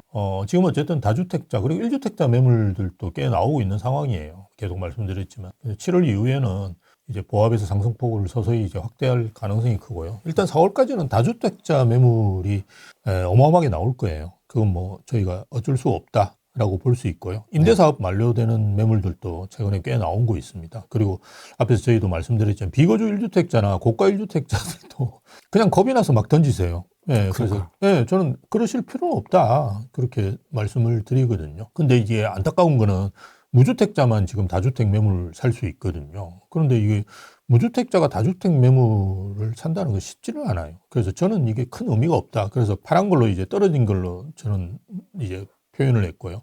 그리고 단기에 결정해야 되는데 단기에 결정 못합니다. 이분들이 더 떨어지겠지 이렇게 계속 생각하거든요. 네. 이분들이 특징이 뭐냐 그러면 하락할 때 못 사요. 상승 때 오히려 삼십니다. 상승 때도 잘 못 사는데 그나마 상승할 때 사요. 어쩜 그렇게 똑같은가 모르겠어요. 그러니까요. 진짜 예, 신기해요. 똑같아요. 근데 주식도 똑같아요. 15억 이하는 지금 아주 적극적으로 매수하고 계시고 네. 규제의 평선효과라고 볼 수 있죠. 대출 규제 이런 게 적용되니까 15억 이상 관심은 사실은 많이 줄었는데 조금씩 최근에 늘어나고 있다라고 볼 수 있고요. 네. 네. 이런 느낌이다 4월은. 1주택자도 무주택자가 되려고 하시더라고요. 그러니까 그거는 전혀 깜짝 놀랐는데. 전혀 그렇게 하시면 안 되고요. 네. 네. 일단 그냥 1주택자시면 여러분이 잘못한 게 없습니다. 뭔가 내가 잘못한 거라고 자꾸 생각하고 계시는 분들이 있더라고요. 아주 이거 내가 뭔가 이게 너무 가격이 올라서 어떡하죠? 이러는데 아니 본인이 가격 올린 게 아니시잖아요. 그러니까 1주택은 그냥 보유하고 계시면 됩니다. 그냥 보유하고 계시면 되고요. 그리고 1주택이면 그렇게 세금이 막 과하진 않아요. 예, 과하지는 않아요. 그냥 너무 크게 걱정 안 하셔도 되고요. 정말 50억짜리 정도 가지고 계시면 뭐 2, 3천 정도 나오실 거예요. 예, 그 정도 수준이니까요. 물론 뭐 그게 제가 적다는 말은 아닌데, 근데 요즘 뭐 부부 두 분이서 버시고 이러니까 뭐 그 정도는 감당 가능하실 거고, 그리고 1주택자는 어차피 본인이 거주하고 계시고 이러면 지금 현재는 장독공제는 많이 받으시거든요. 그래서 근데 팔고 난 다음에 또 어디는 가셔야 되잖아요. 네. 그럼 뭐 어디 가실 거예요? 그럼 전세 사실 거예요? 그거는 좋은 방법이 전혀 아닙니다. 그러니까 그냥 계시는 게 저는 맞다라고 보고요. 다주택자분들 중에 두 채 이상인 분들, 세 채씩 막 이렇게 되시는 분들은 이번 기회에 저는 정리하시는 것도 괜찮다고 봐요. 근데 많이 정리하셨어요. 우리가 다주택자 이렇게 계산을 해보면 서울에도 있는데요. 다주택 비중이 제일 많은 데가 지방이에요. 뭐 전북 이런 데 많아요. 왜 많으냐 그러면 안 팔려서 많아요. 내놔도 안 팔리거든요. 서울은 그나마 이제 내놓으면 이제 팔릴 수라도 있는데 이제 가격의 문제잖아요. 그 지방은 가격의 문제가 아니에요.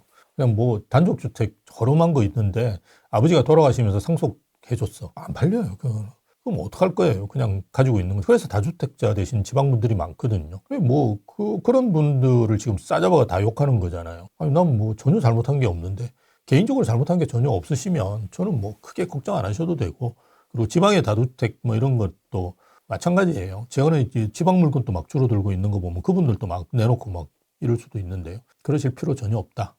너무 이제 두려워하시지 말고, 세금 부분은 제가 좀 설명드렸으니까요. 나중에 이제 세미나에 오시면 조금 더 자세히 설명드리겠습니다. 물론 이제 제가 하는 말이 맞을 수도 있고 안 맞을 수도 있어요. 물론 이제 세금은 우리 제니스 박이라든지 아주 유명하신 분도 계시고 이런데요. 제가 뭐 전문 분야는 아니지만 저는 이제 좀 넓게 보죠. 민주당의 정치 지형도까지 보고 지형도.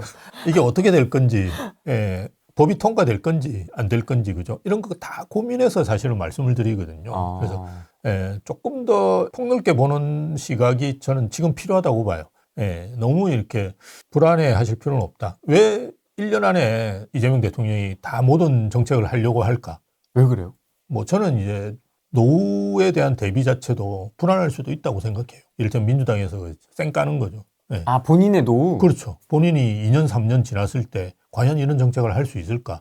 이런 생각해 보면 아닐 수도 있다고 판단할 수 있죠. 그래서 1년 안에 다 쏟아낼 수도 있는 거거든요. 그래서 뭐 사실은 똑똑하긴 하죠. 1년 안에 하는 게 좋긴 하죠. 근데 이제 위험도 있죠. 1년 안에 다 해버리면 그 다음에? 할 게 없어요. 그럼 이제 어마어마하게 욕 들어먹는 거죠. 봐라, 너 이렇게 했는데도 내가 지역민한테 가가지고 어마어마하게 욕 들어먹고 있는데 된 건 하나도 없고 뭐 이렇게 이제 불만이 하나 둘씩 생기죠. 그래서 무조건 잡아야 되긴 하는데 잡힙니까? 전혀 안 잡힐 거예요. 전혀 안 잡힐 거예요. 이건 뭐 전혀 안 잡힐 거예요. 제 30년 넘는 한 35년 제가 부동산 시장에 있었는데요. 그 경험으로 보면 이건 잡을 수 있는 시장이 아니에요. 문재인 정부 때보다 더 안 좋아요. 시장이. 더 안 좋다는 거는 이재명 대통령한테 더 안 좋다. 시장이다. 근데 시간이 갈수록 부동산 얘기를 안 할 거라고 했는데 아직까지는 뭐 계속 지금 본인이 먼저 하고 있습니다. 부동산 그래요? 이야기를. 안 하는 게 좋을 자신감이 건데. 있는데. 네, 작년 말에 별로 안 하다가 갑자기 뭔가 제가 볼 때 양도세 중간을 작년 제가 아까 식사할 때 그런 이야기 했잖아요. 작년 말이나 올해 초에도 고민했던 것 같아요. 고민하다가 이렇게 가자.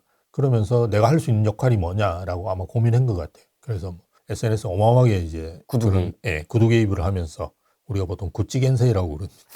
구두 개입을 하면서 이제 시장을 흔들어 보겠다 하는 건데요. 계속 이제 시장을 흔들고 있죠.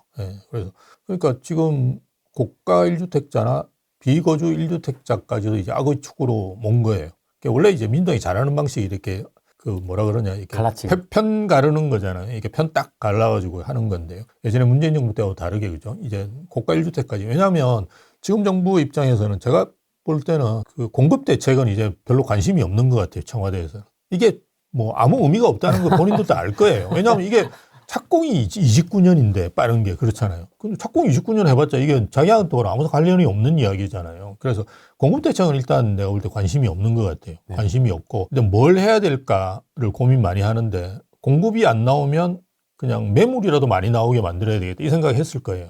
예. 그래서 아마 거기에 굉장히 집중하고 있는 것 같아요. 예.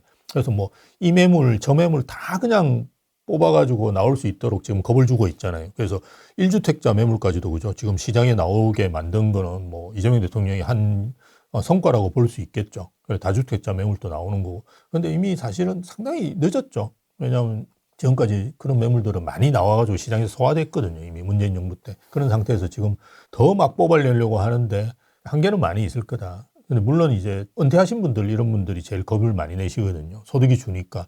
내가 뭐 벌 때는 몇 억씩 벌었으니까. 근데 갑자기 딱 끊기면 이게 자산은 많더라도 내가 재산 현금이 뭐 20억, 30억 있어요.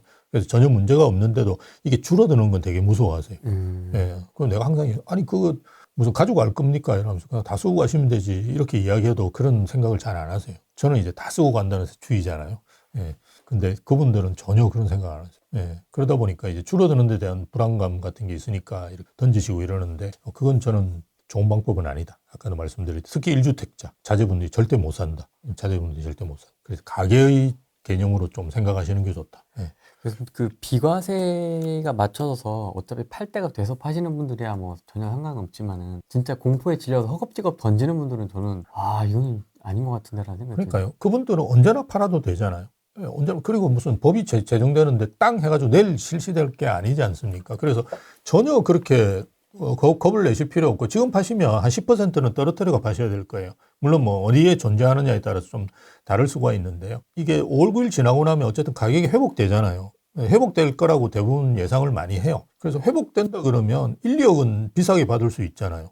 왜 지금 1, 2억을 싸게 파느냐는 거예요. 그래서 지금은 1주택자들이 내놓는 거는 정말 바보예요.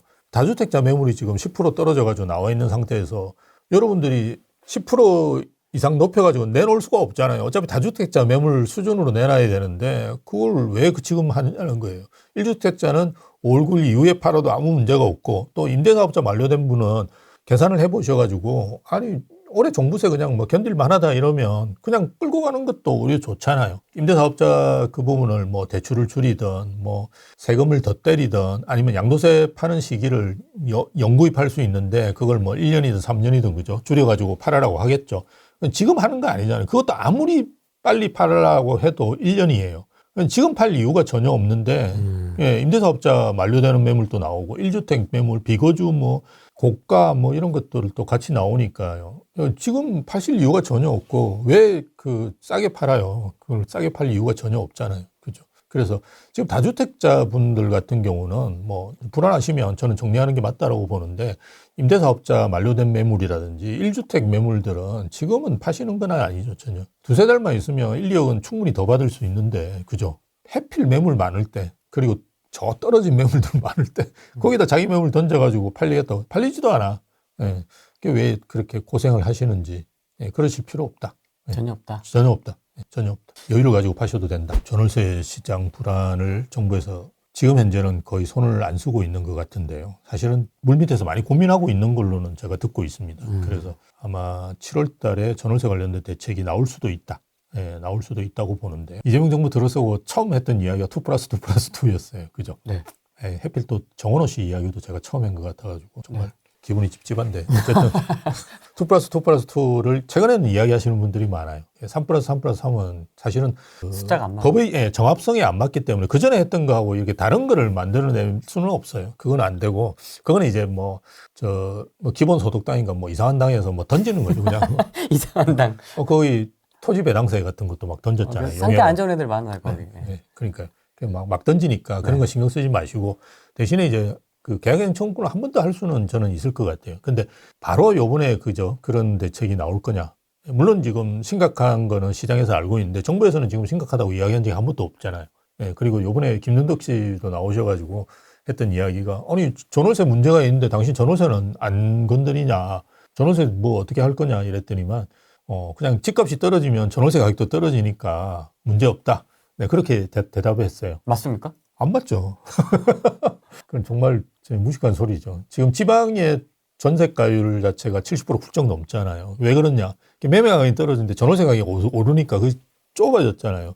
서울 같은 경우도 마찬가지거든요. 그러니까 외곽 같은 데 보면 전세가율이 그래도 좀 높잖아요. 50% 훌쩍 넘거든요. 근데 강남은 30%막대밖에 안 되잖아요. 그거는 강남은 이제 전세 가격이 많이 안 오르는데 매매 가격이 너무 많이 올라서 그렇고요. 그 외곽 같은 경우는 집값은 안 오르는데 전세 가격은 꾸준히 올랐기 때문에 전세가율이 이제 상당히 붙은 거잖아요. 그래서 집값이 떨어진다고 전세 가격이 떨어지지 않아요. 그러니까 예전에도 보면 그러니까 계속 서울이 한 10년 전만 하더라도 전세가율이 거의 60% 훌쩍 넘었을걸요. 60% 훌쩍 넘었을거예요. 그 왜 그랬냐? 이게 떨어졌는데, 그죠? 전세가는 안 떨어지고 오히려 오르고 이러니까 그런 거죠. 그래서 매매 가격이 떨어진다고 전세 가격이 떨어진 건 아니에요. 전세 가격은 그러니까 실수요로 인해서 움직이는 거기 때문에 이게 떨어지고 안 떨어지고는 정부의 규제에 의해서 움직이지 않잖아요. 예. 물론 이제 규제를 하면 더 오를 수는 있겠죠. 2+, 물론 소급 적용을 하면 모르겠는데요. 안 하고 이번 주부터 시작한다 이러면 막 오르겠죠. 전세가율이. 처음 새로 계약하는 사람은 6년치를 올려야 되니까 당연히 오르잖아요. 그 예전에 이제 2+2 할 때 비슷하게 나왔던 거고요. 그래서 아마 그런 대책 아니고는 전월세 가격을 잡을 수 있는 방법은 지금 현재 없죠. 네, 없죠. 아예 없어요. 일단 입주 물량이 많아야 되고 뭐 이러는데 그게 거의 불가능하고, 아니면 임대주택을 많이 지어야 되는데 임대주택 지금 안 짓고 있는데 거의 없죠. 방법이. 민간에서도 못하게 만들고 있고 주거들도 안 하고 있고. 그럼 뭐 어떡할 거라는 거예요. 전월세 사는 분들은 아주 힘들어지는 수밖에 없죠. 그래서 매매 가격이 올라가는 그런 문제가 예전부터 계속 있어 왔거든요. 예전에는 이제 전세가가 매매가를 쳐올린다 이 개념이었는데 지금은 이제 그런 개념은 거의 없어요. 왜냐하면 전세 가격이 이제는 대부분 그 타인 자본이잖아요. 자기 자본이 아니잖아요. 자기 자본이 아닌데 그거 쳐올린다는 게 말이 돼요. 안 되는데 이제는 전세 월세를 구하다가 하도 귀찮아서 이제 매매로 가는 거거든요. 근데 그렇게 될 가능성은 충분히 있죠. 예, 그래서 전월세가 불안해지면 매매 가격을 쳐올리는, 아니 월세가 올라도 어차피 매매 가격은 올라요. 그럼 뭐 미국에는 전세는 없는데 왜 매매 가격이 올라요? 그러니까. 월세 가격이 오르니까 오르는 거죠. 예. 그러니까 전세 가격을 누른다고 해서 매매 가격이 안 오른다고 생각하는 건 굉장히 나이브한 생각이, 뭐 한 20년 전 이야기 하는 거예요. 정부는 지금 계속 전세를 없애는 이유도 전세가 이제 매매에 영향을 주는 걸 막기 위해서 그런 거잖아요. 네. 지금도 마찬가지로 매매가 떨어지면 전세가 떨어질 거라. 이 생각도 옛날 그거잖아요.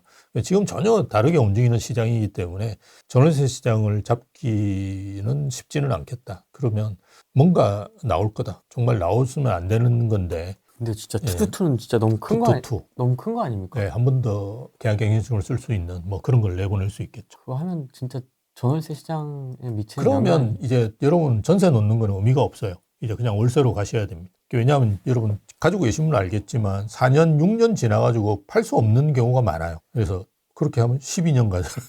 그럼 누가 주인이냐? 세입자가 주인이에요, 이제는. 이 집은 내 겁니다. 그렇죠. 세입자가 주인이죠. 심지어는 뭐 세입자도 집값 상승분을 같이 나누자고 하는 법까지 내는 당인데. 네. 그러니까 전세는 의미가 없다. 월세로 가시는 건 저는 좋다고 봐요.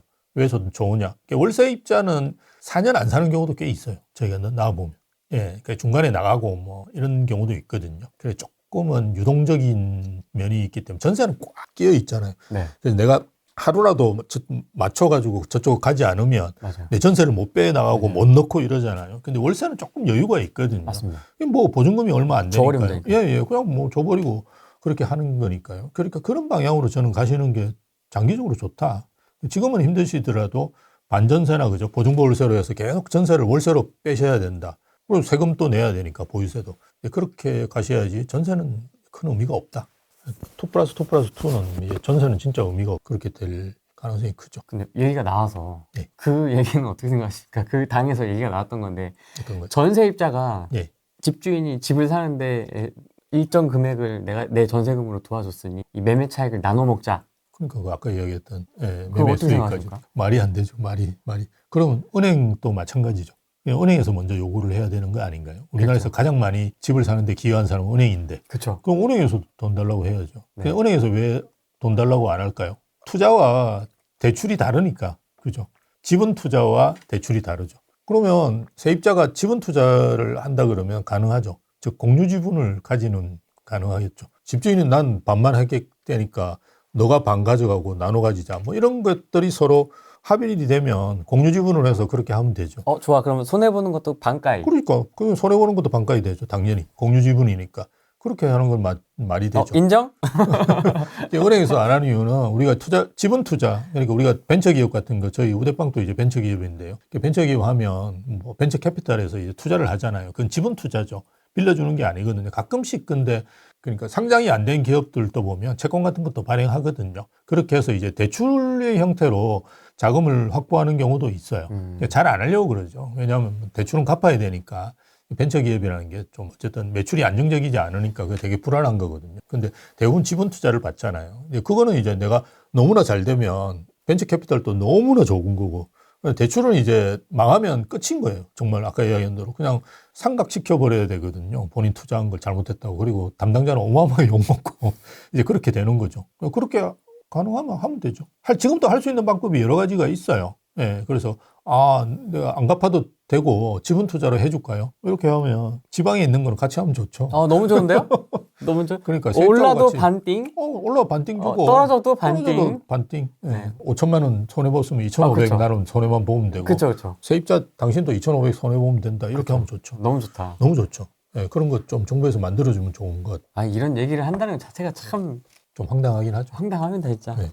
문재인 정부 때도 전월세가 폭등했었나요? 라는 질문이 있습니다. 예. 문재인 정부 때 한 3년, 4년 동안은 굉장히 안정됐었어요. 그래서 매매 가격이 올랐는데도 전월세 가격은 굉장히 안정됐었거든요. 그거는 이제 초창기에 2017년, 18년도에 임대사업자를 어마어마하게 많이 육성했어요. 그때 이제 육성한 임대사업자들이 지금 이제 만료가 되는 건데요. 그러다 보니까 5% 룰을 지켜야 되잖아요. 말이 1년에 5%지 2년에 5%거든요. 1년에 2%, 3%밖에 못 올린 거예요. 그렇게 해서 어마어마하게 안정된 상태로 오고 있고요. 그래서 지금 임대인협회에서 발표하는 전세 가격 이런 걸 보면 지금 임대사업자분들이 일반 전세 가격에 비해서 반밖에 안 돼요. 그동안 그렇게 많이 올랐다는 말이에요. 예, 그렇게 해가지고 굉장히 안정이 돼 있었죠. 근데 2020년 8월인가 9월 달에 그 임대차 입법이 시행이 되죠. 그때부터 폭등하기 시작합니다. 그래서 왜 지금 전세가가 불안하고 그리고 전세 찾아가지고 산만리를 돌아다니시느냐 그러면 임대차법 때문이에요. 그게 원죄가 이제 그 문재인 정부 때 만든 임대차법 때문입니다. 예, 그게 이제 유통 물량이 팍 줄어들고요. 예전에 2년에 한 번씩 나오는데 이제 4년에 한 번씩 나오잖아요. 그리고 지금은 거의 60%인 분들이 계약갱신 청구를 쓰세요. 나가면 전세가가 뭐 1억씩 2억씩 올라와 있는데 그걸 누가 그렇게 해가지고 나가겠어요? 그렇게 안 합니다. 그래서 대부분 계약갱신 청구권을 다 쓰시니까 특별한 이유가 아니면 안 쓰시는 분들은 뭐 집 사거나 뭐 아니면 지방으로 가거나 뭐 이런 특별한 일을 아니면 그렇게 안 하실 거예요. 예, 그래서 지금 그런 상태로 바뀌다 보니까 유통 물량 줄어들고 가격이 어마어마하게 오른 거죠. 그런데 제일 문제는 입주 물량이죠. 입주 물량이 거의 5분의 1 토막 나다 보니까 사실은 입주 물량이 많으면 전월세 시장은 괜찮아져요. 왜냐하면 입주할 때 되면 일단 좀 떨어지잖아요. 그죠? 예, 전월세 가격도 떨어지고 그리고 또 새 아파트에 살고 싶어 하는 수요가 많기 때문에 입주하는 대로 많이 몰려가거든요. 그러면 외곽인 또 비고, 그죠? 그럼 자연스럽게 이게 섞이고 이러는데 지금은 뭐 전혀. 근데 서울은 5만 채가 있어야 돼요. 집이. 제가 계속 이야기하면 4만 명이 결혼하고 10,000명이 이혼하기 때문에 5만 채가 있어야 돼요. 근데 지금 10,000채밖에 없기 때문에 거기다가 더 문제가 예전에 연립이라도 있었거든요. 문재인 정부 때 5만 채 지을 때 연립 2, 4만 채가 계속 공급됐었어요. 연립도 한 2, 3만 채가 공급됐는데요. 지금 연립은 몇천 채예요. 공급되는 양이. 빌라를 말씀하시죠? 빌라 연립 전체 공급되는 양이 안 지어요. 왜 안 지느냐? 전세 사기 때문에 난리가 났었죠. 사는 사람이 없는 거예요. 빌라를. 그러니까 예전에는 전세가를 높으니까 그죠? 뭐 몇천 해가지고 그냥 사서 그죠? 임대를 놓고 이렇게 했잖아요. 뭐 그게 이제 좋으냐 안 좋으냐는 다른 이야기고요. 어쨌든 그 수요가 없어지다 보니까 짓는 사람이 없는 거예요. 그래서 지금 연립 다세대는 아주 심각합니다. 빌라는. 그러니까 그쪽 수요도 다 어디로 와요? 아파트로 오는 거예요. 이제. 전세 살려면 지금 연립 다세대 전세 살겠다는 사람은 간이 어마어마하게 큰 사람들이에요. 그런 사람은 거의 없어요. 우리한테 와서 찾더라도. 대부분 아파트에 옮기려고 하죠. 물론 이제 본인 자금으로는 아파트에 본인이 원하는 건 못하죠. 다운사이징 해야 되죠. 예, 그렇게 해서 들어가시긴 하는데 어쨌든 지금은 상황이 아주 안 좋죠. 그래서 본인이 원하는 주거가 아닌 주거로 이제 들어가실 가능성이 크고 최근에 연립 같은 경우도 가격이 어마어마하게 많이 오른 걸로 알고 있어요. 전월세 시장. 제가 그렇게 알고 있습니다. 잠실동 국평 2채 보유 중인 마귀입니다. 네. 앞으로 마귀가 가져가야 할 방향성에 대해 고견을 여쭤봅니다. 항상 좋은 강의 감사드립니다. 2주택자시네요, 잠실에. 좋은 거 2개입니다. 그렇죠. 좋은 거 2개죠. 잠실동 뭐 어떻게 됩니까? 가락동도 아니고 잠실동 2개 네. 들고 있는. 저는 일단 가져가시라고 말씀을 많이 드립니다. 2개 다요? 예, 2개 다 그냥 들고 가시는 게 좋다. 대신에 이제 하나를 빨리 월세로 바꾸시는 건 필요하다. 전세를 주고 있다. 어떻게 그러면 내줘요, 전세금? 조금씩이라도 예, 계속 바꾸셔야 된다. 지금 일단 전세 상승분이 꽤 있으실 거예요. 그걸 이제 전세로 받지 마시고 전세 받아가 자꾸 이제 다른 거 집어넣고 이렇게 하지 마시고 이제 본인을 타이트하게 만드셔야 되거든요. 그래서 만약 2억, 5억 올랐다 그러면 그 오른 부분을만 그죠 월세로 돌리셔도 되니까요. 그렇게 계속 일단 하셔야 돼요. 근데 그 작업을 저도 예전부터 이야기해 왔거든요. 좀 한 2년, 4년 전부터 하셨어야 되는 게 맞아요. 예, 그래서 하나는 월세로 돌리셔가지고 하고요. 정 안 되시면 지금 연세가 어떤지는 잘 모르겠는데요. 네. 일단 유동화 시키셔야 되거든요. 하나를. 그래서 도저히 안 된다. 그러면 본인 살고 있는 주택을 주택연금은 안 되시고요. 2주택이시니까 아마 그리고 공시가가 12억까지만 되니까요. 안 되시는데 하나은행에 내 집 연금이라는 게 있어요. 예, 그거는 이제 고가주택도 가능합니다. 그것도 2주택은 안 되지 않습니까? 안 됩니다. 됩니다. 돼요? 2주택도 돼요? 됩니다. 예, 됩니다. 와. 예, 그래서 한번 최근에도 제가 상담한 분한테 그 연금을 가르쳐 드렸거든요. 가서 이제 하나은행에 상담하시라고 그 팀장님 명함도 드렸는데요. 하나은행 엠버서더는 아니시죠? 아닙니다. 전혀 제가 돈 받는 거 하나도 없습니다. 항상 그 얘기를 하시길래. 그래서 그거는 다주택자도 되고요. 한 달에 1,000만 원까지 여러분 나올 수 있습니다. 근데 아마 지금 가지고 계신 주택만 하더라도 한 3, 40억짜리실 테니까요. 1,000만 원은 아니지만 거의 한 6, 700 나오실 거예요. 와. 예, 60세 넘으셨다 그러면 제가 이제 제 주택을 해봐도 한 3, 400 나왔거든요. 그러니까 그거를 하셔가지고 일단 유동화 시키는 게 제일 중요해요. 하나는 이제 전세는 유동화가 아닙니다. 그죠? 그래서 월세로 이제 자꾸 바꾸셔야 되고요. 나머지 내 주택도 이제는 주택연금 같은 걸로 해서 유동화 시켜서 가지고 계속 보유세에 대비하시는 그리고 필요하면 쓰고 그러니까 보유세라는 게 뭐 아마 몇 천이 있으시면 해결되실 거예요. 예, 그러면 나머지 부분은 이제 쓰시고 뭐 이렇게 가시는 것도 저는 좋다.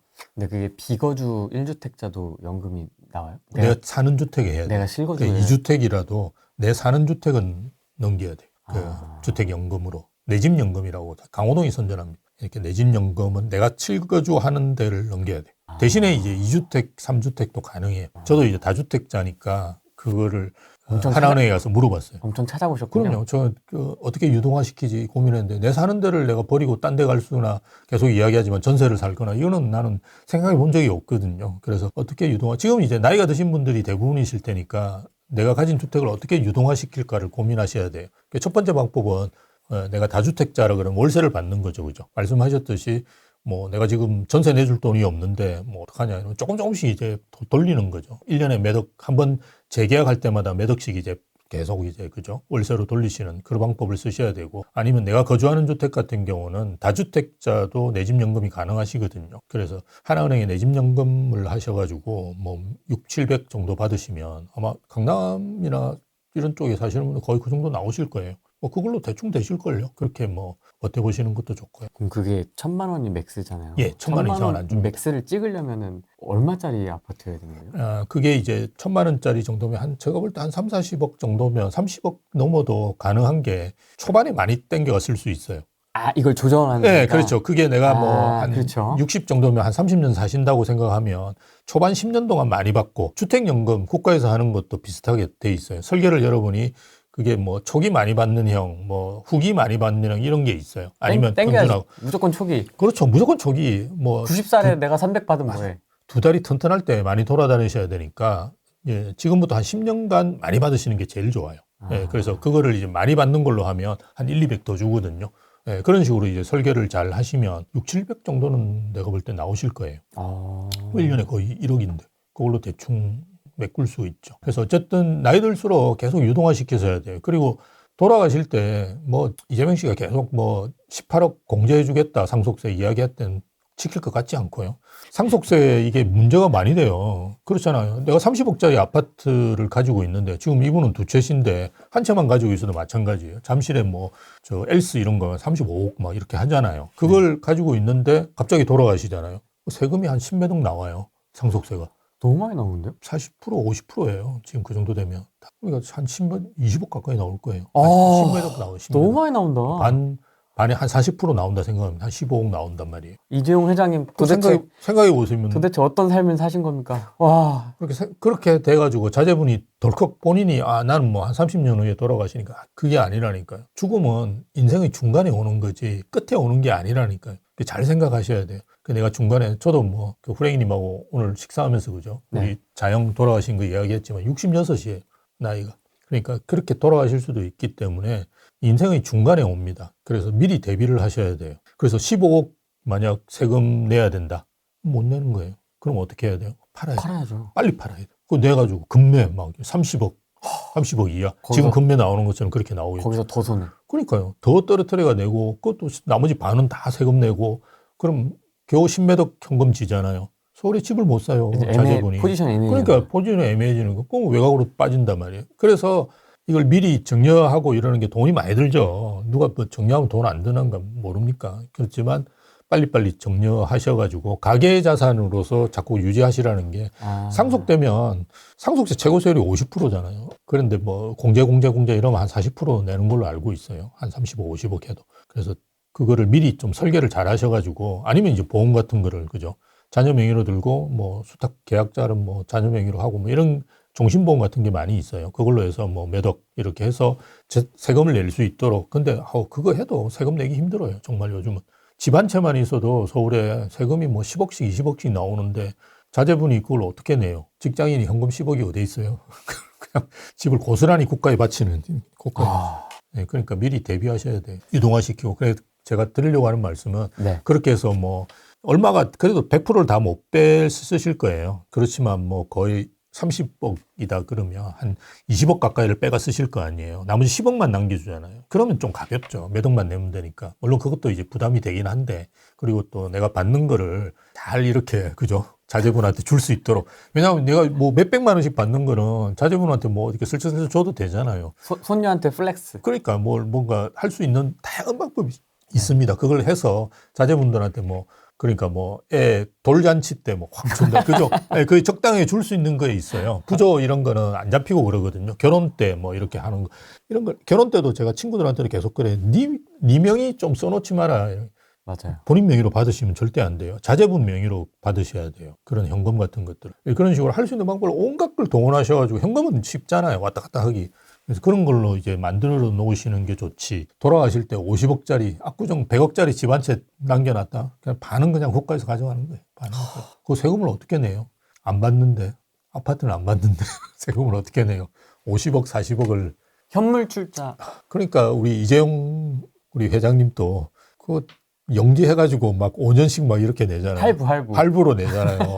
근데 그분도 그렇게 낼 정도면 여러분이 낼 수 있겠습니까? 자제분이 못 낸다니까요. 제가 용산에 임장할 때마다 항상 이야기하는데 용산 세무서가 우리나라 그 세무 거두는 거 1위 삼성 그 상속세 때문에 네. 매년 몇 조를 거두니까 거기서 그러니까 그 상속세가 어마어마하게 무섭습니다. 그래서 빨리 대비하시는 게 좋아요. 네. 그래서 그걸 한 20억을 털어버리면 10억밖에 안 남잖아요. 네. 네. 그럼 얼마나 가벼워요, 자제분 입장에서도. 물론 뭐 10억밖에 안 받는 거가 불편하긴 하겠지만 30억 받거나 10억 받거나 가져가는 게 똑같아요. 거의 비슷해요. 어차피 세금으로 다 뜯어가요. 그리고 급하게 팔아야 되고 그렇잖아요. 교수님 말씀이 맞네요. 그냥 내가 다 쓰고 가는 게 제일 편하네요. 내가 쓰고 가는 게 제일 편해요. 최대한. 그리고 편하게 유동화 시켜가지고 슬쩍슬쩍 주는 건 괜찮아요. 뭐 내가 자식한테 500만 원 주는 걸 알겠어요. 그러니까 그걸 뭐 차 사는데 슬쩍 보태주고 아니면 내 차 사가지고 자제보 타라 그러고 카드 주고 방법은 많아요. 주변에 하는 친구들 보면 다 그렇게 해요.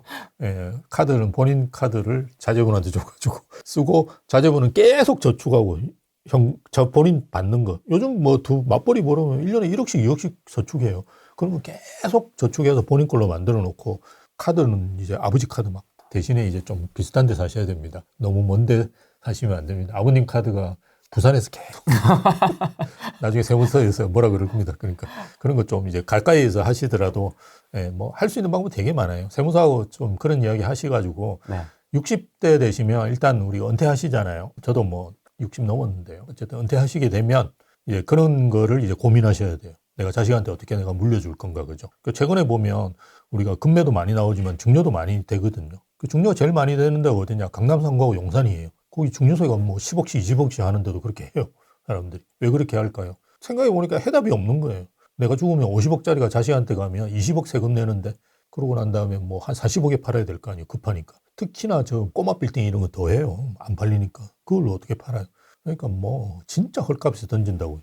그래서 요새 빌딩이 조금 좋아요. 안 빌딩은 안 좋죠. 빌딩은 안 하시는 게 좋아요. 저도 이제 최근에도 뭐 아주 그 상장기업 대표가 오셔가지고 이번 주 아니 저번 주에 상담하셨는데 이 꼬마 빌딩 자꾸 이야기하시더라고요. 하지 마시라고 한남 뉴타운스 하시라고 그렇게 이야기했어요. 이게 안 들어도 되니까 그 사시고 1+1 이런 거 한 100억짜리들이 있거든요. 그런 거 사시고 나머지는 그냥 현금 가지고 계시든지 뭐 이렇게 하시라고 그냥 그렇게 이야기하는데 꼬마 빌딩 지금 사시면 안 돼요. 그러니까 본인이 사업을 하시면 괜찮아요. 이를테면 내가 그쵸. 4억으로 쓴다. 그죠? 내가 무신사야. 그럼요.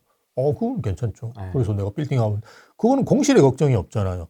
빌딩에 공실의 걱정이 없으면 아무 문제가 없어요. 근데 덜컥 샀는데 뭐 오늘 또 그 보니까 유튜브 아주 유명한 여자분 이렇게 피아노 치는 분 있잖아요. 야하게 입고 피아노 치시는 분. 포털에 떴던데요? 네, 그러니까요. 그분도 똑같은 이야기를 해요. 뭐 600만 원씩 내가 낸다고. 40억짜리를 샀는데 그게 1200만 원 나오는 모양이에요. 월세가. 근데 600이 공실이잖아요. 그걸 본인이 자꾸 지금 꼬라박고 있다. 이게 공실이 굉장히 심해요. 특히나 40억이라 그러면 강남의 이면도로잖아요. 100% 그냥 이면도로예요. 그런데 다 공실이에요. 그냥 공실이에요. 저희 이제 우대방 강남 지점이 있는데도 한 층이 공실이에요, 지금. 계속 공실이 심해지면 심해지지 줄어들지 않아요. 그건 일단 창업하는 사람이 없고요. 그게 점포 창업도 마찬가지고 벤처기업 창업도 이제는 없잖아요. 그 돈줄이 다 말렸어요. 그러니까 지금 투기의 주식 유통시장만 좋고요. 주식 발행시장이라든지 기업들 자금 조달 시장은 완전히 막혀 있어요. 대형 IPO가 없습니다. 없어요. 대형 IPO도 없고요. 지금 우대빵도 이제 뭐 저희가 투자를 더 받아야 되기 때문에 시리즈 B 이런 것 때문에 올해 초에 돌았거든요. 없어요. 자금이 없어요. 그러니까 기업들은 지금 없어요. 자금이 없어요. 그게 뭐 투기적인 데만 지금 돈이 가 있는 거지. 그런 게 참 진짜 안 좋은 건데 어쨌든 지금 그런 상태이기 때문에 기업도 창업 안 하죠. 지금 정말 간이 크시면 음식점 창업하실 수 있을 거예요. 지금 음식점 누가 창업하겠어요? 돈이 썩어 넘쳐도 그러니까요. 그건 아닌 아무도 것 안 같습니다. 한다니까. 네, 그건 아닌 것 그럼 빌딩이 찰 사람이 없잖아요. 오피스도 위에도 안 차고 밑에 1층도 편의점도 요즘 안 나간다. 같습니다. 헬스장도 아무- 폐업합니다. 그러니까 헬스장도 지금 아파트에 있는 헬스장이라 버티지 다른 데 버티겠습니까? 그런 상태니까 빌딩이 좋겠습니까? 안 좋죠. 공실이 많아요. 그래서 공실이 생기면 돈 있는 분들이 되게 피곤해요. 왜 그러냐 그러면 가서 막 그 죽는 소리를 해야 되잖아요. 들어오세요. 막 부탁해야 되잖아요. 돈 있는 사람이 제일 싫어하는 게 부탁하는 거예요. 내가 부탁하기 싫어가지고 돈 많이 벌었는데 또 부탁하는 거예요. 그러니까 짜증나는 거예요. 내 돈 내고. 내 돈 내고 왜 내가 부탁해야 되지? 나중에 화가 나고 이러죠. 근데 어차피 힘들어요. 그래서 빌딩은 안 하시는 게 좋아요. 그럼 현금 흐름은 어떻게 만들어요? 현금 흐름요? 네. 현금 보통 월세 생각해서 건물 생각하시는 것 같아요. 그렇죠. 그게 이제 아주 큰 거 하나 가지고 계시면 되게 괜찮죠. 그런데 이제는 좀 피곤하시더라도 저는 뭐 수익형 부동산 중에 빌딩 말고는 괜찮은 게 꽤 나올 거라고 봐요. 예, 오피스텔, 이런 것들. 그러니까 역세권, 강남의 역세권의 오피스텔 이런 게 한 10억에서 15억 사이면 방 2개, 화장실 하나 뭐 이런 거는 충분히 살 수 있거든요. 그게 한 300에서 많이 나오면 한 400 정도 나와요. 그러면 이제 괜찮죠. 이제 그런 것들을 많이 사셔가지고 많이 사요? 예, 많이 사야죠. 그분들 자산이 뭐 몇십억씩, 몇백억씩 되니까 꽤 많이 보유하고 계셔야지 아마. 그러니까 내가 300억 자산이 있다 그러면 포트폴리오를 만들어야 되잖아요. 그래서 뭐 현금 한 100억은 은행에 넣어놓고 100억은 집 사고 100억은 나중에 현금 흐름이 되는 걸 해야 되는데 이게 뭐 그 부동산도 있고 그죠? 뭐 금도 있을 거고 뭐 이런 거 하는데 그중에 일정 부분 한 2, 30억은 그런 걸 가지고 있으신다 그러면 괜찮죠. 저는 괜찮다고 봐요. 제너럴 킹 형석 교수님, 작년 4월 교수님 상담받고 자금 계획 세우고 광명 매수했는데 기억하실지 모르겠습니다. 예, 기억납니다. 기억나십니까? 예. 진심으로 감사합니다. 맨날 교수님 생각만 합니다. 한번 찾아뵐게요. 예. 이렇게 또 좋은 결과가 예, 작년 4월 달에 사셨으면 광명- 많이 올랐죠. 와, 많이 올랐죠. 그때 거의 좋겠다. 미분양 아니셔도 잘하면 마이너스도 사셨을 거예요. 작년 봄이면 진짜 11억, 12억 했을걸요, 30평이. 지금 한 불타오르겠- 17억, 16억 아니. 8억도 찍힌 것 그러니까 같아요. 찍혔다고. 광명은 좋아요. 계속 가져가셔도 저는 괜찮다고 봅니다. 예, 저번에 기억납니다. 제가. 기억나십니까? 예, 기억납니다. 주택연금 받다가 증여하면 상속세 과표 구간이 줄어드나요? 대출받은 만큼. 증여할 수는 있는데 그게 주택연금 받으시면서 증여는 안 되실 거예요. 주택연금을 해지하신 다음에 이제 증여를 하셔야 될 거예요. 주택연금 받는 상태에서 그렇게는 못 하시죠. 그게 신탁형으로 하시는 거기 때문에 네. 제가 알고 있기로 그렇게 안 되시고 그 다음에 이제 해지를 하면 그동안 이제 가져갔던 거를 다 그죠 정산을 하겠죠. 네. 예, 그러고 난 다음에 플러스 마이너스. 예, 플러스 마이너스를 한 다음에 돌려줄 거고요. 그 다음에 할 건데 아마 그런 제도는 없을 거예요. 그냥 상속하시는 게 제일 좋을 건데 네, 상속은 어차피 정산할 거예요. 그러니까 국가의 주택연금도 마찬가지거든요. 여러분들이 뭐 85세인가 우리나라 기대 연명이 있다 그러면 그거보다 일찍 돌아가시면 돌려줘요. 그래서 자식한테 돌려주죠. 여러분 돌아가셨으니까 돌려주는 거는 이제 다 정산하고 그죠 남는 거를 뭐 얼마 안 되겠지만 그렇게 돌려주는 거죠. 예, 대신에 90세까지로 가면 대부분 쓰거든요. 국가에서 하는 주택연금은. 예, 그러면 이제 국가에서 그 손해를 감수하는 거고요. 이 보험하고 비슷해요. 근데 내 집 연금은 제가 알고 있기로 이게 국가에서 잡는 것보다 조금 낮게 잡아요. 국가에서는 뭐 거의 70, 80% 잡으면 이거는 한 5, 60%밖에 안 잡을 거예요. 그래서 아마 90까지 가신다 그러면 거의 반은 보다 더 적게 남아 있을 거예요. 한 30, 40%만 남아 있을 거예요. 그럼 그거는 어차피 예, 돌아가시면 정산해서 자제분한테 예, 넘어가는 거죠. 증여하신 거는 아까 말씀드렸듯이 주택연금 하다가 나중에 그 계약 해지하고 그 다음에 하셔야 되는데 조금 손해 보실 거예요. 예, 정산이라든지 아니면 중간에 그 거래세 같은 게 있어요. 예, 주택연금은 저희 국가에서 하는 주택연금도 거래세가 꽤 커요.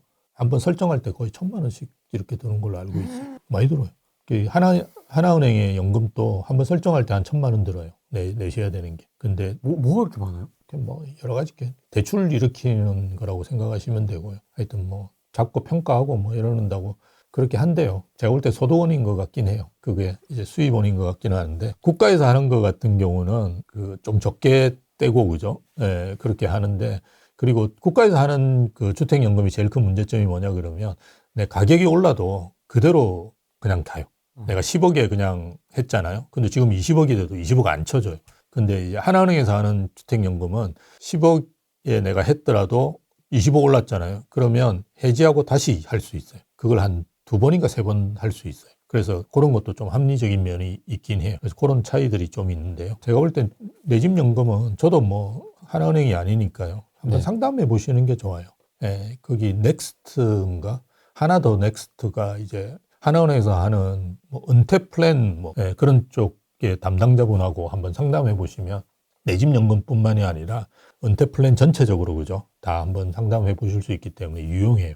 저는 이제 회사가 있는 설릉역에 그 지점이 있거든요. 거기 가서 이제 상담 받아봤는데 뭐 그런 거 하시면 저는 좋을 것 같아요. 교수님도 준비를 하시는 거군요. 저는 뭐 미리 대비하죠. 왜냐하면 없으니까 애가 없으니까 예, 미리미리 대비하죠. 이 정도면 하나은행에서 엠버 써서 임명해줘라. 맞아요. 장난 아니다, 이 정도면. 근데 그나마 우리나라에서 그게 다른 은행에서도 있어요. 주택연금 같은 게 있는데요.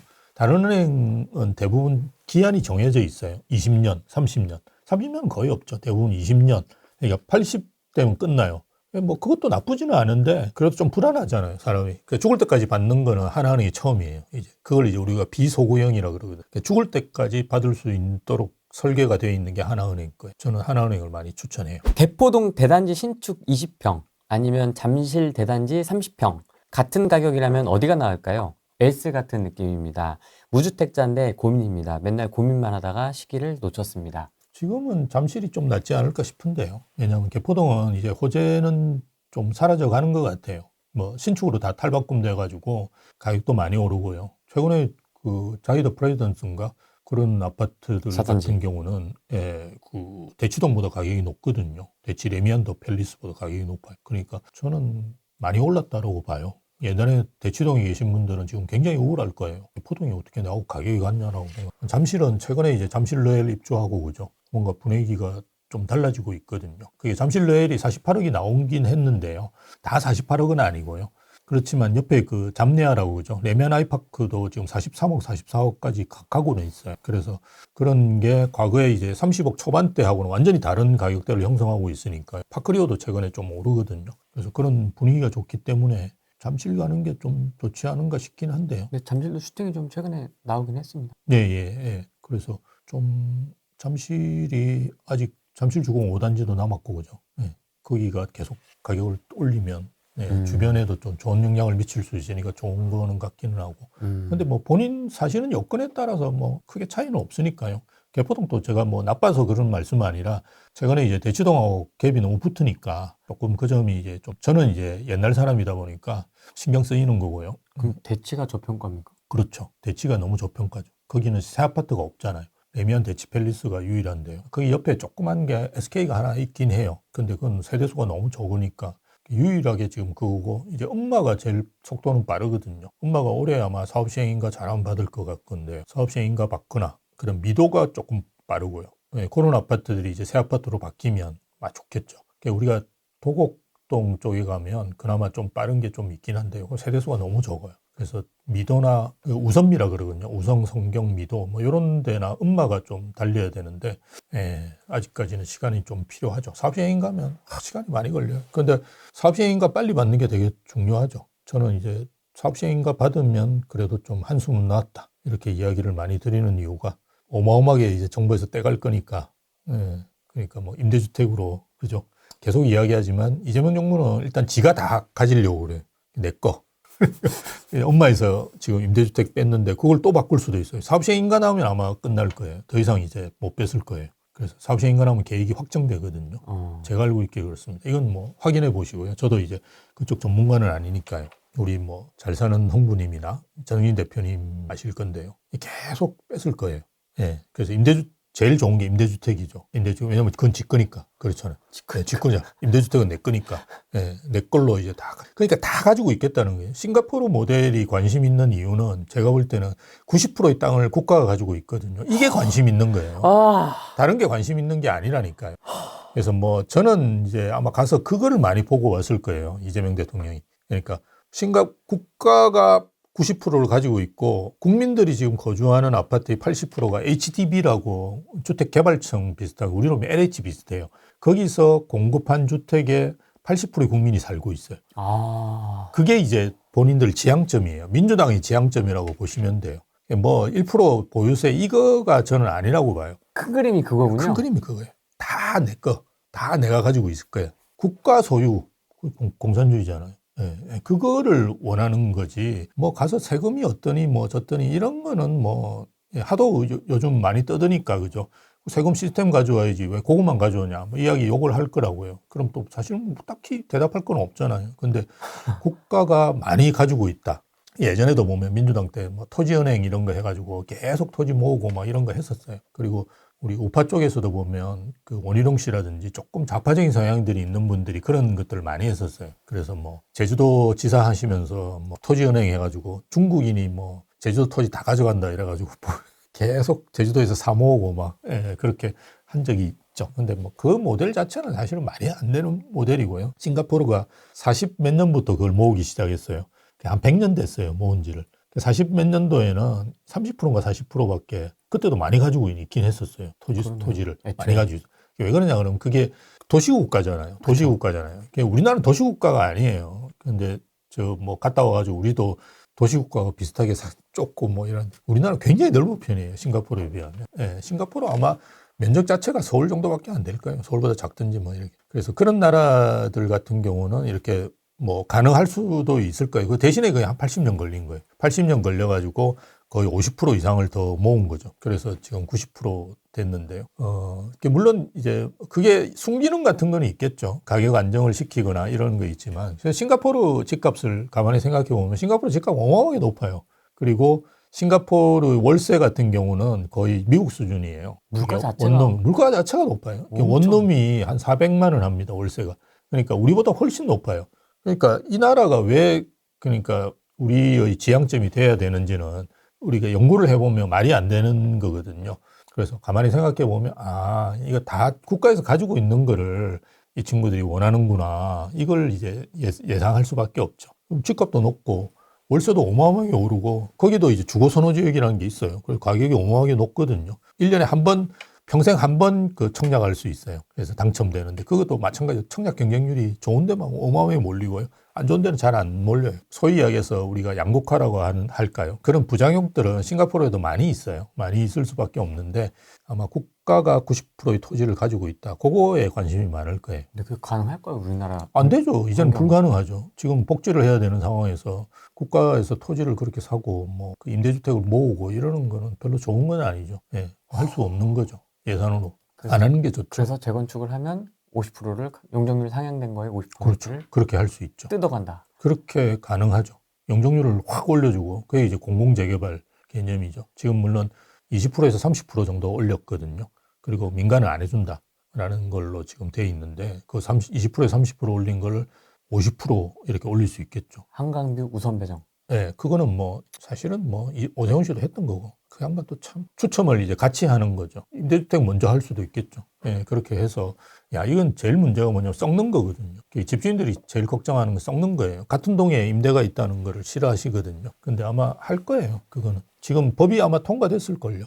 아니면 뭐 통과되겠죠. 그거는 뭐 국민의힘에서 할 수 있는 게 없으니까 법이 통과되면 이제는 그게 이제 페널티 조항을 제가 알고 있기로 뺀 걸로 알고 있어요. 대신에 이제 페널티 조항이 뭐냐? 관리처분 인가를 안 내주는 거예요. 하지 말라는 거예요? 그러니까 그렇게 안 하면 관리처분 인가를 안 해주는 거예요.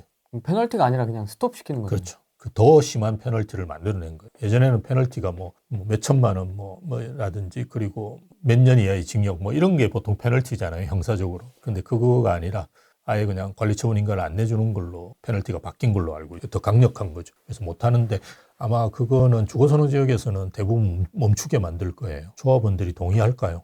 임대주택이 더 늘어나는 상황이고 지금 내가 뭐 조합 설립했다 이러면 이제는 뭐 거의 한 반대일 각오를 해야 되고요. 사업성은 나올 거예요. 마포나 성동 이런 데는 그죠. 계속 가격이 오르니까 30억, 40억 되고 이러면 일반 분양분을 옛날보다 더 줄이더라도 일반 분양분은 가격을 높일 수 있기 때문에 훨씬 더 사업성이 나올 수도 있는데요.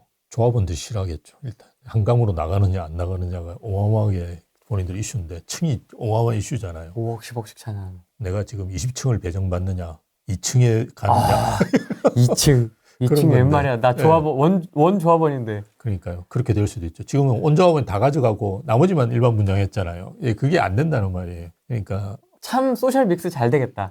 저도 이제 별로 이야. 좋아하는 방식은 아니고요.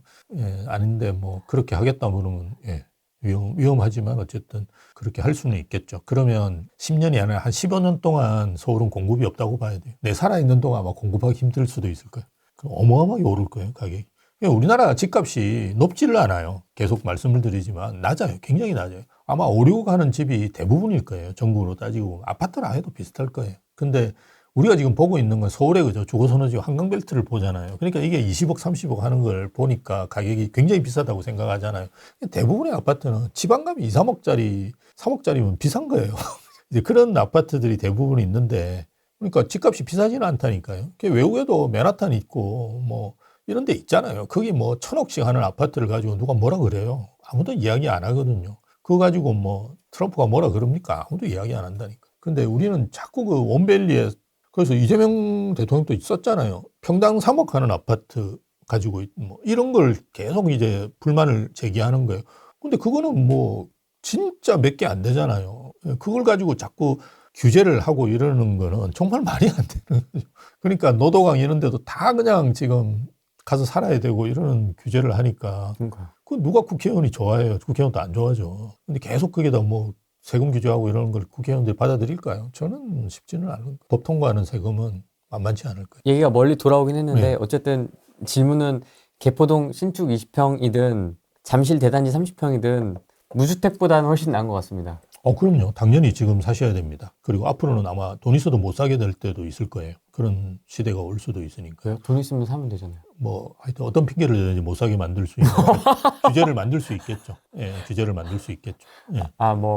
소득을 하나하나 증명하라든지 뭐 이렇게 되면 일단 피곤하잖아요, 사람들이. 그런 걸 해서 못 사게 만들 수도 있겠죠. 예, 뭐 다양한 방법을 많이 생각하겠죠. 일단 집 사는 걸 싫어하니까. 예. 집 사는 걸 싫어하니까. 네, 그럴 수도 있다라고 생각하시고 저는 지금이 되게 좋은 기회라고 봐요. 네. 예, 좋은 기회이기 때문에 집을 그래도 한 채 있는 거는 여러분이 잘못한 게 아니고요. 계속 정부에서 자꾸 뭐라 그러는 거에 신경 쓰지 마시고 집을 한 채는 보유하시는 게 좋죠. 예.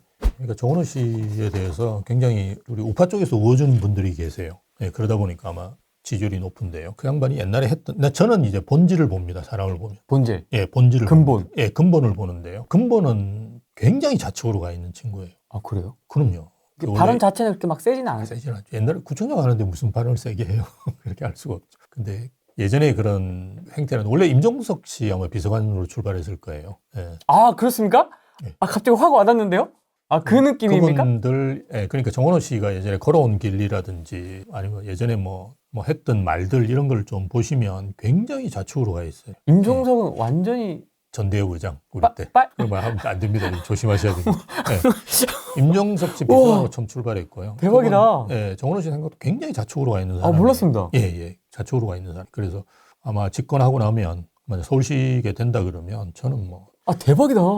그 초기 단계 재건축 다 재개발 다 그냥 없어진다고 저는 봐요. 되게 불안하게 봅니다. 대신에 이제 아까 제가 말씀드린 사업 시행 인가라든지 그죠? 이런 거는 그 더 이상 건드릴 수가 없기 때문에 근데 그 전에 것들은 말씀드렸듯이 협의해서 그죠? 임대주택 넣는다든지 이런 게 가능하거든요. 그리고 뭐 도서관 같은 거 지어라 뭐 이런 거. 한동 왜냐면 다 내 중치. 거잖아. 예, 그러니까 다 내 거거든.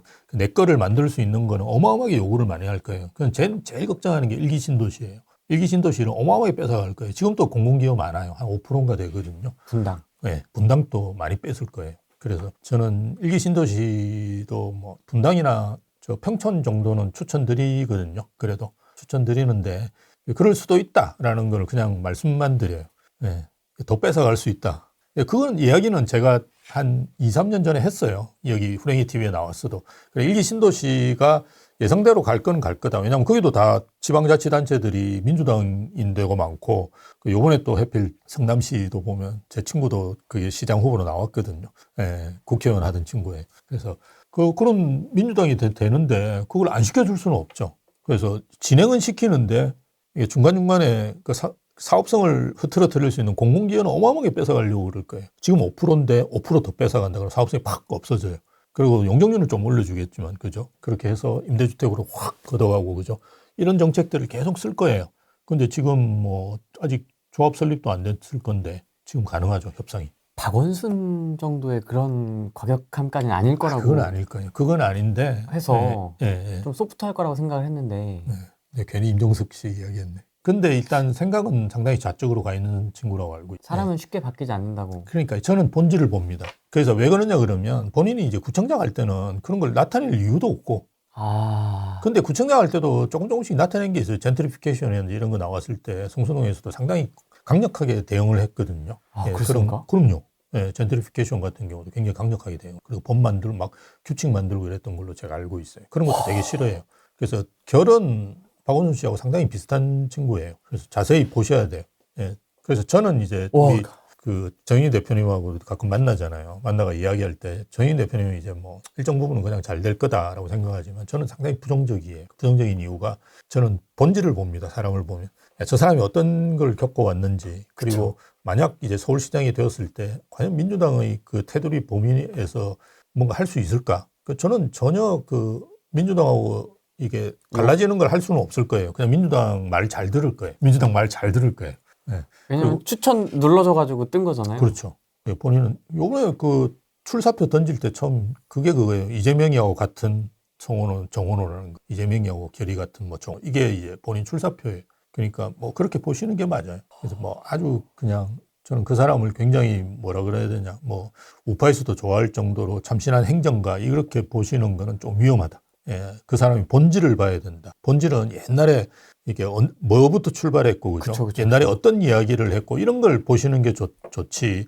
지금 뭐 성수동을 만들었기 때문에, 뭐 최근에도 그 말 실수하셔가지고 욕 들어 먹었잖아요. 그러니까 성수동 아파트 가격이 많이 올랐다고 이야기했다고. 지금 박주민 씨하고 막 어마어마하게 막 공격했는데요. 그런 거는 그 사람의 본질이 아닐 수 있다, 저는. 예, 그 사람의 본질은 좀 다른 데 있을 수 있다. 예, 라고 이제 보시는 게 맞고요. 저는 요즘 기도하는 거는 그냥 박주민 씨가 되라. 그것도 별론데?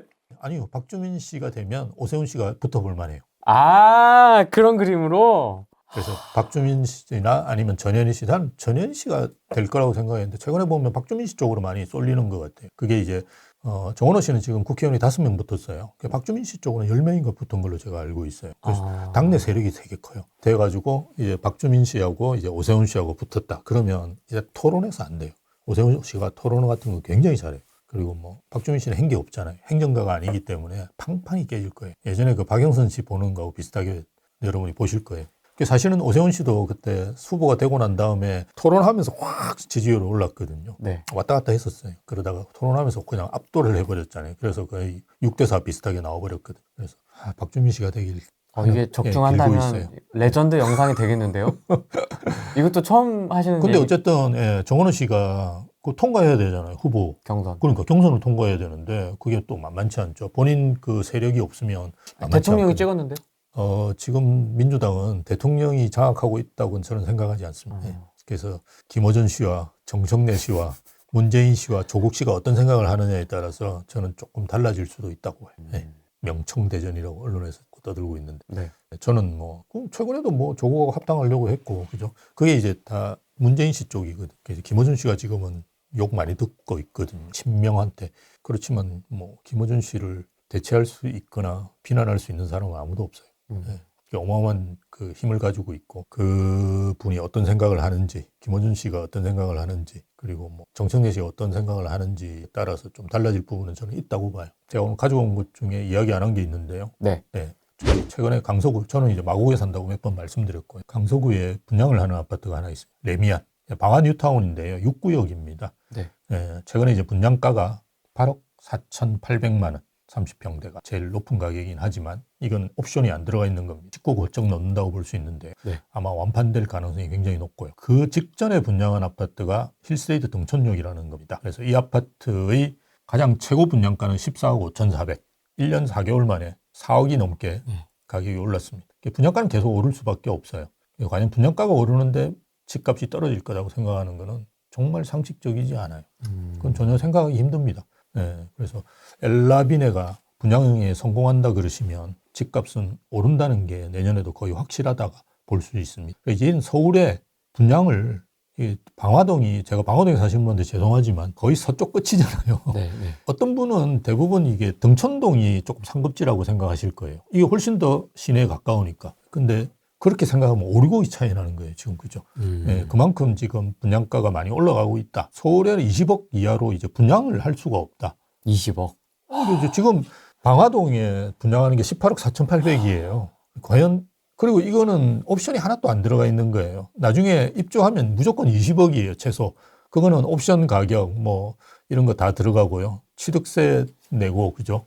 등기하고 이러면 20억 아니잖아요. 20억이잖아요. 그냥.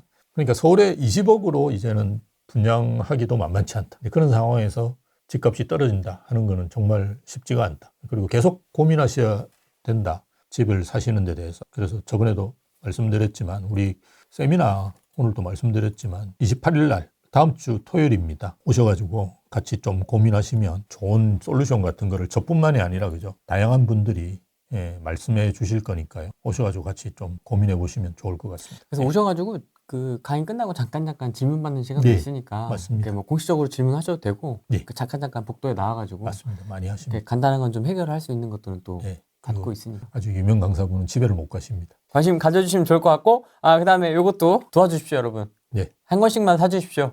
좋은 정보 얻어가시면 좋을 것 같습니다. 맞습니다. 오늘은 여기까지 하겠습니다. 고맙습니다. 감사합니다. 안녕. 고맙습니다.